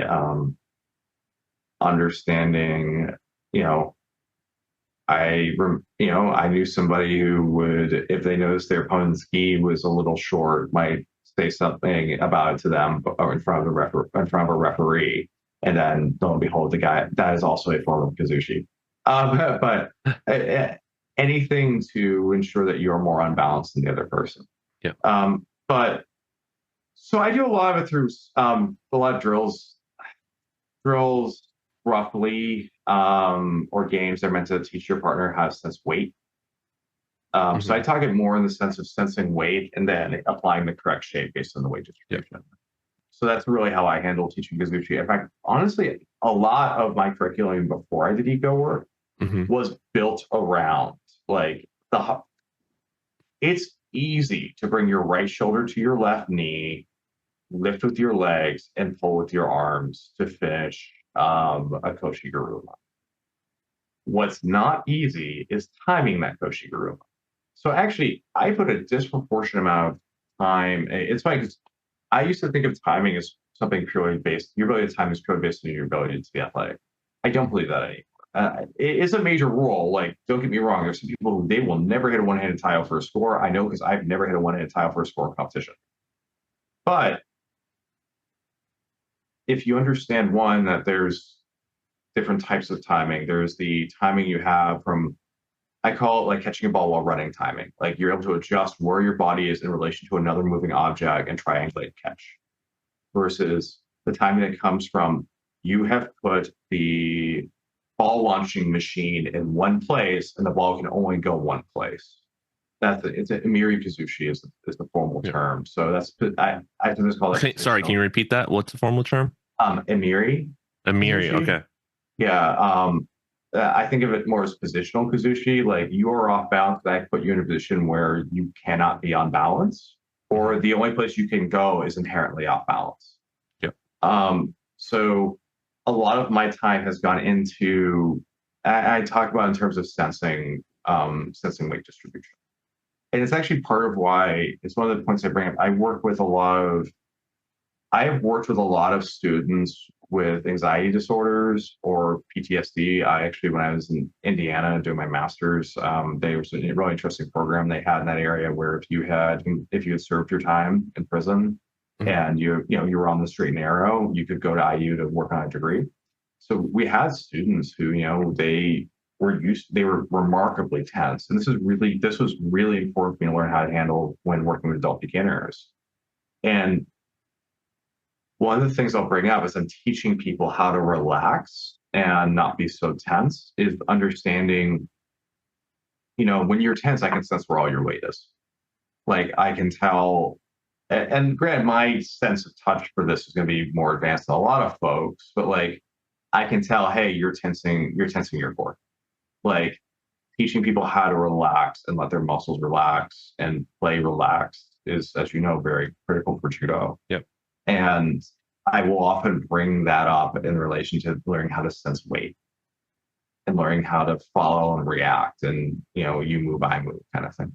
How do you carry that message across though? Because it's easy to just tell people to relax, but actually having them do it while someone else is trying to throw the crap out of them is Oh, it's hard. It's really hard because you have to on-ramp people, and that's part of what some of these games do. It's like, generally speaking, someone's going to have done a little bit of flow training before they've done open randori. Yeah, I agree. Like even if it's only once, someone, people have to be taught how to move. Like, don't get me wrong. Like, for fuck's sakes, I'll tense up sometimes. Like, it's part of being a human doing this sport. But there's different things you can do. Like there's a couple games that are from Justin Floors that are very much about like learning how to be reactive to different levels of pressure and stuff like that. And that's actually one of the fun parts of using kind of this game's approach is that people will start to relax because they're having fun and playing versus feeling like they're fighting. Yep, I agree. But my personal struggle with Kuzushi is everything you said was correct, but because back to what we said about YouTube videos, they watch so much YouTube videos that now they're like stiffening up and pulling as hard as they can in certain directions, which ironically enough is actually putting themselves off balance a lot of times. So that's my struggle. So I found it easier to just tell them to ignore Kuzushi in beginning stages for me, at least. I actually explain it where I tell them your Kuzushi comes from your body weight. Like your arms will create a structure that will pull on them. Okay. But like, so this was so if I'm teaching Uchimata, like one of the biggest things people have to get over is understanding that you should feel like you're falling when you enter into a throw. Because it's if I just try to pull with my arms, like, God help me. But my body weight's adding to that Kuzushi, like, and what's going to restore my balance is you being thrown. So that's one of the things I'll explain when I'm explaining Kuzushi itself is I'll explain, like, I want your fingers to attach, but your bicep and tricep don't let your bicep and tricep seize up. Like, you're just going to pull and lean and emphasize the leaning element. Okay. Got it. Well, I need to give that a try. Yeah. Yeah. And the ability to lean without because you can't lean and be tense. It's really damn hard.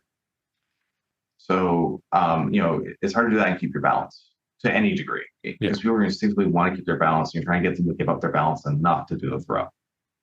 Okay.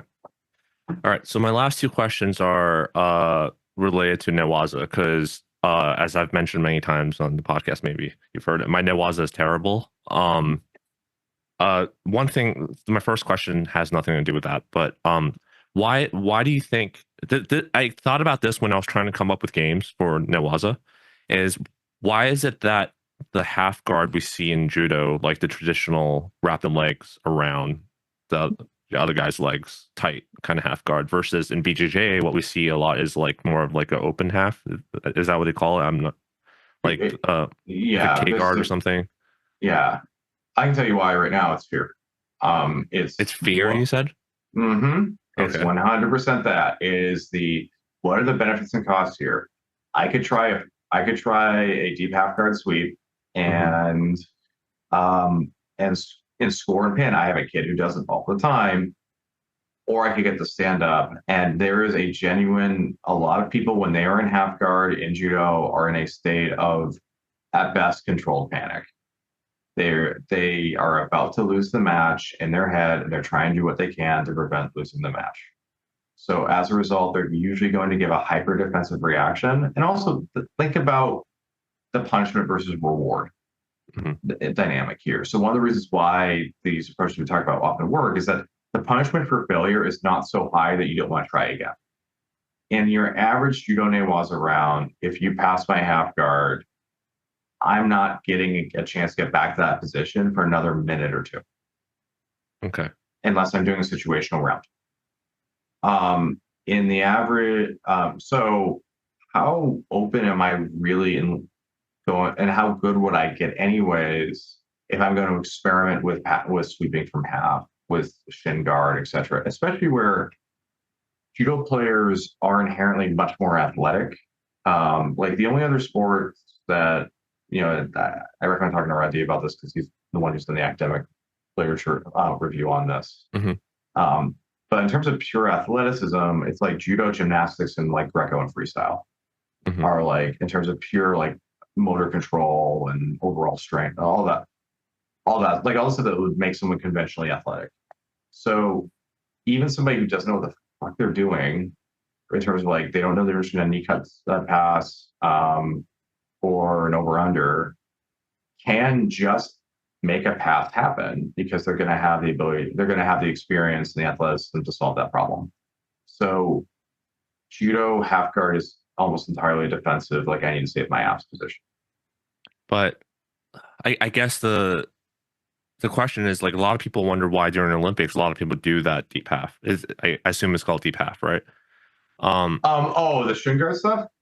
So you don't see a lot of half butterflies or shin guards, K guards. Like they're not doing any of that looser kind of defensive kind of half guard. Because I think in BJJ, at least, when you do it like that, especially with your back flat on the mat, it's just a matter of time before your half guard's gonna get passed by the top person. Yeah, if they know what they're doing. Why are judo people doing that hyper defensive half guard? Yeah, instead of doing the more BJJ kind of half guards. Because of what I just mentioned, they don't have the skill. They don't have the skill level, or they don't want to take the risk. Yeah. So you think there's value in them potentially practicing this kind of stuff? It depends on the individual. If I'm Tsunoda, yeah, because I already have fundamentally good guard play. So Tsunoda, yeah, because I can use half guard to get back to full guard and get my arm bar, or use it for other stuff. If I'm Garrigos, because Garrigos I think has good mat work, but Garrigos should probably do that. If I'm not a Newaza specialist, and I'm not a good Newaza specialist, not like I'm somebody who has I have a good Juji and a good Ezekiel pool. I mean, like I am a good all-around Newaza player. I know where I'm at. I'm functional in every position. Like I'm probably the equivalent in terms of knowledge of a BJ Purple or brown belt. Why am I going to take that risk at the most important tournament of my life? I think one thing I get actually kind of angry about when we're talking about like the Olympics online is if I take a bronze medal from Mongolia, I have a $25,000 life salary for the rest of my life. Yeah. If I win a gold medal, it's more money. I am not going to, or let's go the other direction. I'm from the US. I probably have 5 to 6 figures worth of debt. My family has sacrificed an unbelievable level. You know, maybe my parents have even divorced because of the stress that's put on me. Maybe I've delayed education, and every year of education is substantial loss of end of career income. I have sacrificed so much to get to this moment. And you want me to go ahead and get into a 50-50 grip position with Japan because it fits what you think judo looks like? No, absolutely not. So what I'm getting at is when you get to the Olympic level in particular, people are going to min-max, to use RPG, a video game language. People are going to maximize their chance of winning and adopt the strategies and tactics that maximize their chance of winning. And we don't get to be mad about that. Yeah, I guess what I'm trying to understand, I totally agree with you. But what I'm trying to understand is you're saying the defense, like wrapping your legs around the hyper defensive position is actually very effective based off of the Newaza skill level of everyone. Okay, that I understand. That was a bit of a tangent, but yes, that's that. It's because, all right, what is my number one? We have 3 objectives. The first objective is one way I can a legitimate win condition in judo, and this sounds real stupid, but not losing is a win condition in judo. As long as I don't get scored on, I'm fine. In fact, what can happen is the other person, we can have a 20-minute match where nothing happens, and the other person just out of exhaustion trips and blows their ankle. I just won by not losing. Or flip side, whoever gets exhausted first loses. And that's a case of the way I win this exchange is I could either score or I could get stood up. And if I'm stood up, I live to fight another day. If I take the chance and score, I might not get that chance. So to summarize, you're saying because there's not a lot of people out there with strong Newaza game, it's not worth time investment to develop like a strong I'll just call it like open half guard. Yeah. Yeah. There's not really, and the people who do, you'll see them. And usually, and even the people who do, by the way, is like, the people who do, if they're put in a situation, the half guard situation, they know how close they are to losing. So a lot of times you'll still see them get a lockdown and double lock the foot and get to stand up. So hypothetically speaking, if overnight or by the next Olympics, everyone gets really, really good at passing half guard, do you think people are going to start training how to play this different style of bottom half? Yes and no. They will get good enough. They will get as good as they need to get to not be scored upon. Okay. So the minimum viable skill in that situation is just the ability to stop the most common half guard passes, which in judo is a knee slice pass, and I call it a Kasukozaki pass. They hit pass. So they will get good enough to do that. But what I'll tell you what would happen is everyone got really, really good at passing half guard. You just see deep half everywhere. Yeah. Because under judo constraints, you don't really have enough time to pass deep half before you get stood up. Yeah. Okay. There's one thing that you guys didn't talk about that I always bring up. And it's always remembering that in judo, wrestling, and stuff, and almost every grappling martial art, if we get pinned, it's a losing situation right there. Okay. Yeah. So if I fight from the bottom and I do get the guy, I do open half guard, and the guy does pass me, and I get in a pinning position, now I only have 10 to 20 seconds to get out of that. Where if you're a BJJ player, okay, he passes my half guard, I'm going to play here till I can do something else. Yeah. BJJ being the only popular grappling martial art there's out there that doesn't have pins. It's like, well, what are you guys scared of? Getting pinned or something? Yes, I am scared of getting pinned and losing. Yes, so if I have to So if I have to lock you down and the rest of it stand me up in like 5-10 seconds, I don't give a shit about it. All right. This is there's one of the arguments I always have. It's like every other grappling martial art out there has pins except BJJ, but BJJ is always the correct one because they know everything. That's just my thing when it comes to that. And by the way, as a heads up, people will notice closed guard is used the same damn way. Closed guard is a defensive position in judo that's usually, unless the person who's using closed guard knows how to sell it to the referee that they're not bullshitting, like people don't, closed guard and half guard, like traditional closed and half guard in judo are stand-up positions.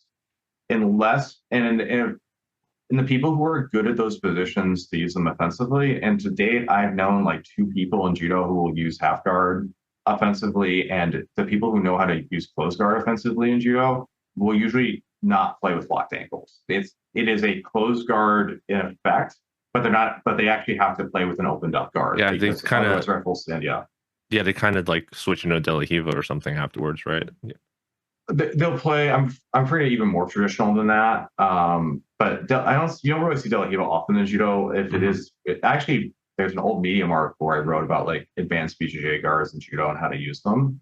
And funny enough, because of stand-ups in judo, De La Hiva guards actually a decent guard to use to get stood back up. Yeah, I see it a lot. Yeah. So. The reason I didn't use closed guard as an example for this question is because we see people passing half guard, but we don't really see people passing or even attempt to try to open up and pass the closed guard. So okay, because it takes too long, and so it's a risk. Like, if I'm Sonoda, please put your hand on my collar. Please give me access to your elbow from closed guard. Like, what this conversation has really made it hard, because I'm trying to think of how would I design a game or to get people to learn how to pass or defend half guard, and I'm trying to understand the incentives. And let's just say your answer made sense, but it just made things a lot more complicated for me to plan. So the thing you have to remember is defending half guard to get a stand up is fairly easy to do. So like, but I want people to be able to pass the half guard. Yeah. So what I'm saying is it's the same kind of guard passing drill you do. Just have them start in half guard and say, okay, your goal is to get your knee out between their knees. You always get your knee above their knees. And then your goal is to, like, you go in phases, like read this part of your leg, read the next part of your leg, etc. Like, you're just teaching basic half guard. And then in the process, you can give the person on bottom, I usually give the person on bottom the objective of get to deep half or just stall them out. And they'll learn those behaviors. So you're just telling me to ignore the fact that the other types of half guards are more effective. Just for this use case, it's quote unquote more effective. They're going to learn other forms of half guard during a larger passing drill. So when you go, all right, your job is to get past the ankles, and your job is to get past the knees, then your job is to get past the hip. Those forms of half guard, I'm thinking of half guard in the strict Brazilian Jiu-Jitsu stance, but in terms of like, okay, shin guard or K guard or all those other things, those will emerge. And a lot of those guards themselves have, okay, how long am I actually going to play a shin guard in judo? Not that long. Not long, So, how much time you would spend on games with any of those particular guards is highly dependent on are you a specialist? Are you, I'll give you an example. I work with Lakea Vargas, Brazilian Jiu-Jitsu black belt, U.S. World Team member. Lakea, okay, talking about shin guard and how to use it might make sense because he's got that kind of game. He's a phenomenal grappler specialist. I got another person who they have a Brazilian Jiu-Jitsu black belt in their division. I'm not spending time with her on that position. She needs the risk doesn't match the reward. She's not a black belt in Brazilian Jiu-Jitsu. We're not going to spend time on that. Let's work on other areas. So there's in some ways, Anthony, there's a bit of like, who's the game for? Yeah, I can see, because you're coming at from a competitive perspective, but for me, it's like, how do I develop like a good Newaza game and avoid the typical judoka stuck on the ground stereotype kind of thing? True. That's true. So that's but okay. Next, so I try to leverage a lot of the BJJ games content I see, but I'm not too happy with most of the stuff I see because they, like we mentioned, they ignore that the threat of a pin. So, how do you have any suggestions on that? And also regarding just like attacking a turtle, like I can't come up with any invariants, for example, that are that are satisfactory. Because So we're kind of, I just had some running up on time. yeah, But I mean, I'll just limit to turtle for now. All right, my number one job in turtle is to put you on your back, or isolate a limb. And frankly, if I'm putting you on your back, it's really just so I can isolate a limb from in that position. So make the game that. Your job is to isolate a limb, and then what you may have to do is create a constraint on the person in turtle so that they can't completely cover up. So that way they have to actively manage, or even I know the people on bottom, like I'll give them a defensive goal. Yeah. Okay. So just tell them to turn the guy over, basically. There's no like accessing the armpit space or that kind of stuff. Start with that, and then you get more specific from there. Or like you do that to help teach them like if you have to teach a particular move, let's say. Let's say this is the day we're going over Senkaku. Yeah. I would use that as part of an intro of like, here's a problem you just had to try to solve. You may have solved it, you may not have. Here's a way to solve the problem. Got it. Okay. All right, great. So I know we're running out of time. So the last thing is like, what are the future goals of your judo program? Like, do you have any? I want to put people on the LA 2018. Okay. Yeah, that is. I have two goals. One is I want to grow the program. I'm hoping to get to somewhere between 50 to 100 people within the next year or two. And then I want to put people on the LA Olympic team. Okay. That's an amazing goal. I hope that works out. What do you, just to add on, because Travis Stevens just had an interview on BJJ Fanatics podcast where he talked about he could, the key word, he could, if he wanted to, take some top level BJJ athletes and just train them in the gi for like 6 months to a year and get them on the LA Olympics team. And some people are mistranslating it as, or misunderstanding it as he's actually going to do that. I don't think he said that, but what's your thoughts on that? It depends on the division. You could not do that in men's 81 kilograms. That's not happening. You could not do that in men's 73 kilograms. Maybe you could do that. I don't think you could do that in men's 60s either, because I don't think, you look at the prospects in men's 60s, it's Chris Velasco, Yang, the Seal, and I'm mispronouncing the Seal's name, excuse me, and Justin Mata, as well as some other ones like Trentono and co. I coach Justin, so that's why I'm mentioning him. But those guys all have cross trained. Like you could have, like Mika Galvao could get down to 60 kilograms. I don't think Mika could, but like a hypothetical, like Mika Galvao could go fight that. No, not happening. Yeah. Now, that said, some divisions are a lot thicker with talent, and 100 kilograms doesn't have a ton of, like, there's good people there. We'll see how much they improve, but there hasn't been like a consistent depth there. Nate Keeve, I don't know if he's sticking around for 28. Really the top of hundreds has been like the same four guys for 10 years. It's been like Nate Keeve, Kevzawa, Takahashi, etc. So like you might go, and there's like that young kid who just beat Takahashi in the finals of nationals, really tough. But or in the women, on the women's side, on the women's side, we just saw 78 kilos.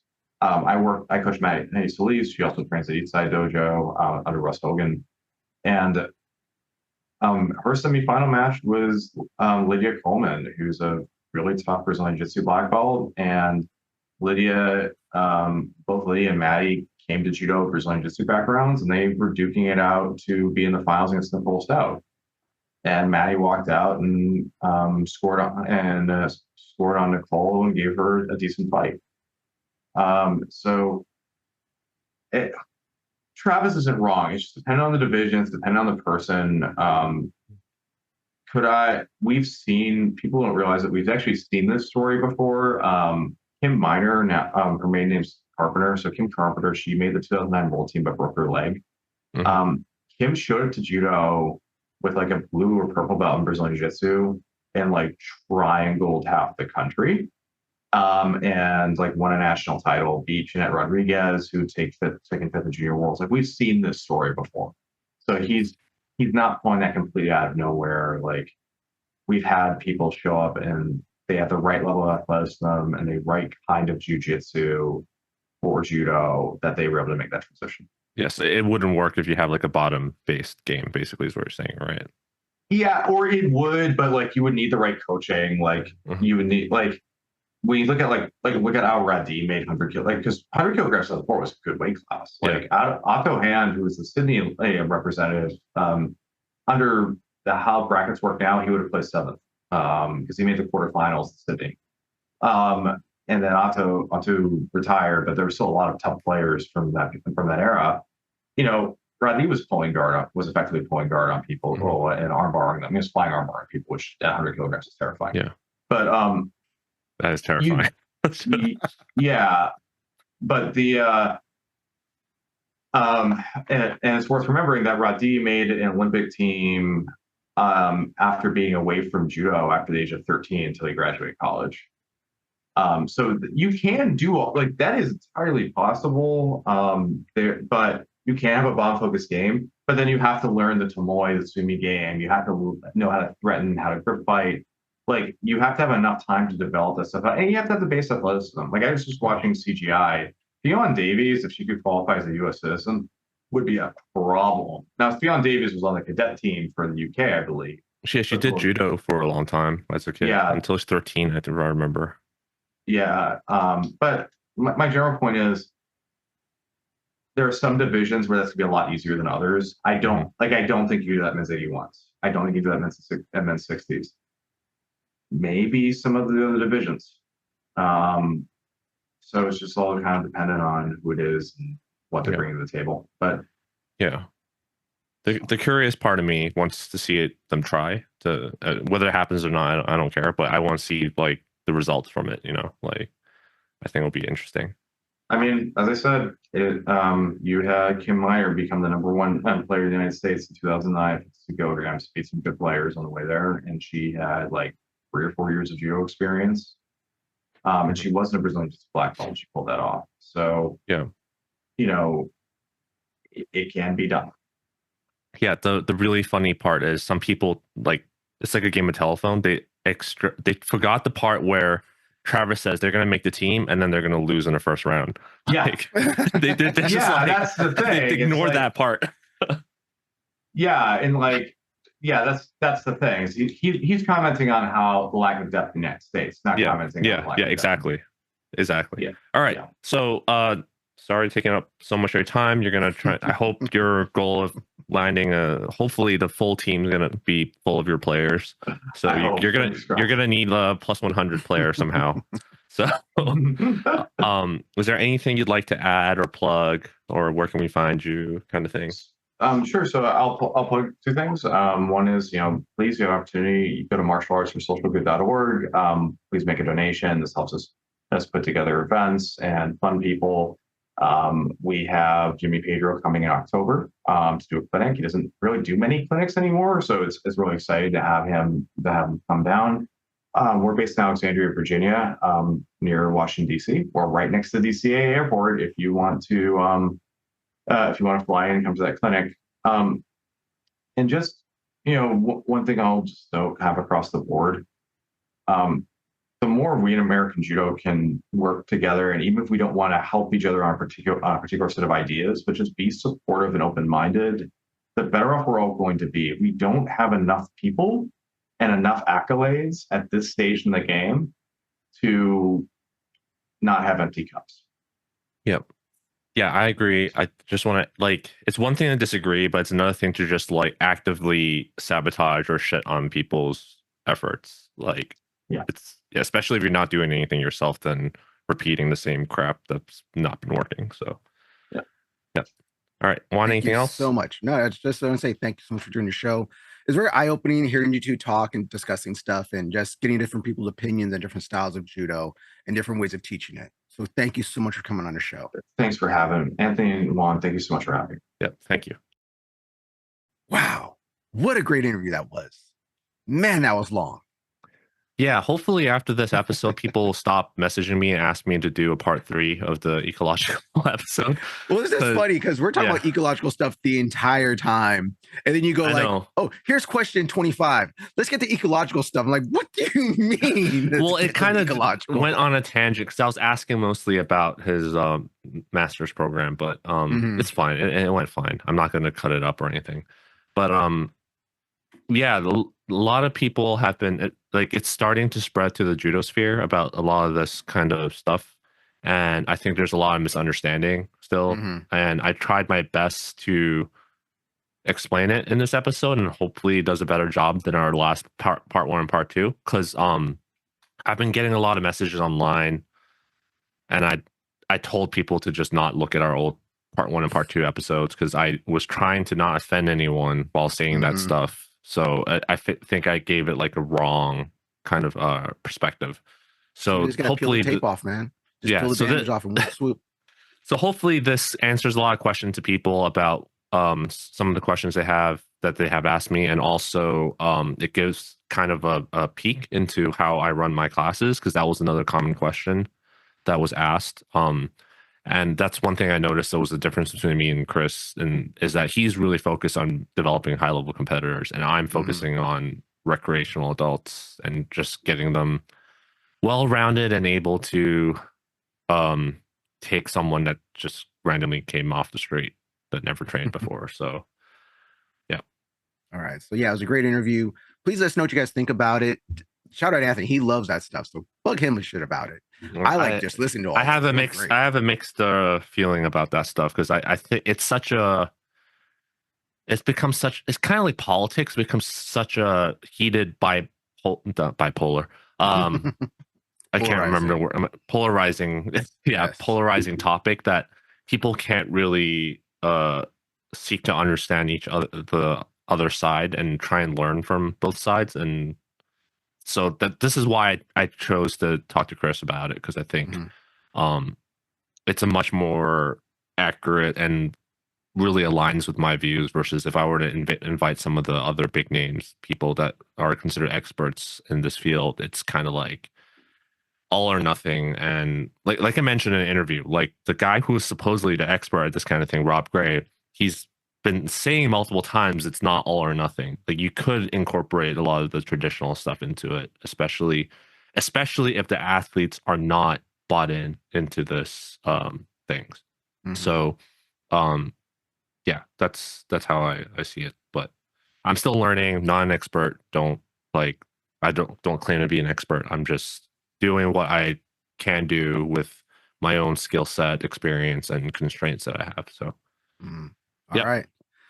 So with that, please remember to like, share, and subscribe. You can follow us on Instagram at Tatami Talk. You follow me on Instagram, @the_Jerry_1. Follow Anthony at Instagram. Actually, I don't know if you can't follow Anthony anymore. He's so hidden now. You can what? I have no idea what you're talking about. Like, I get He followers doesn't like all people the adding time. that stuff no more. I He wants also people get showing him.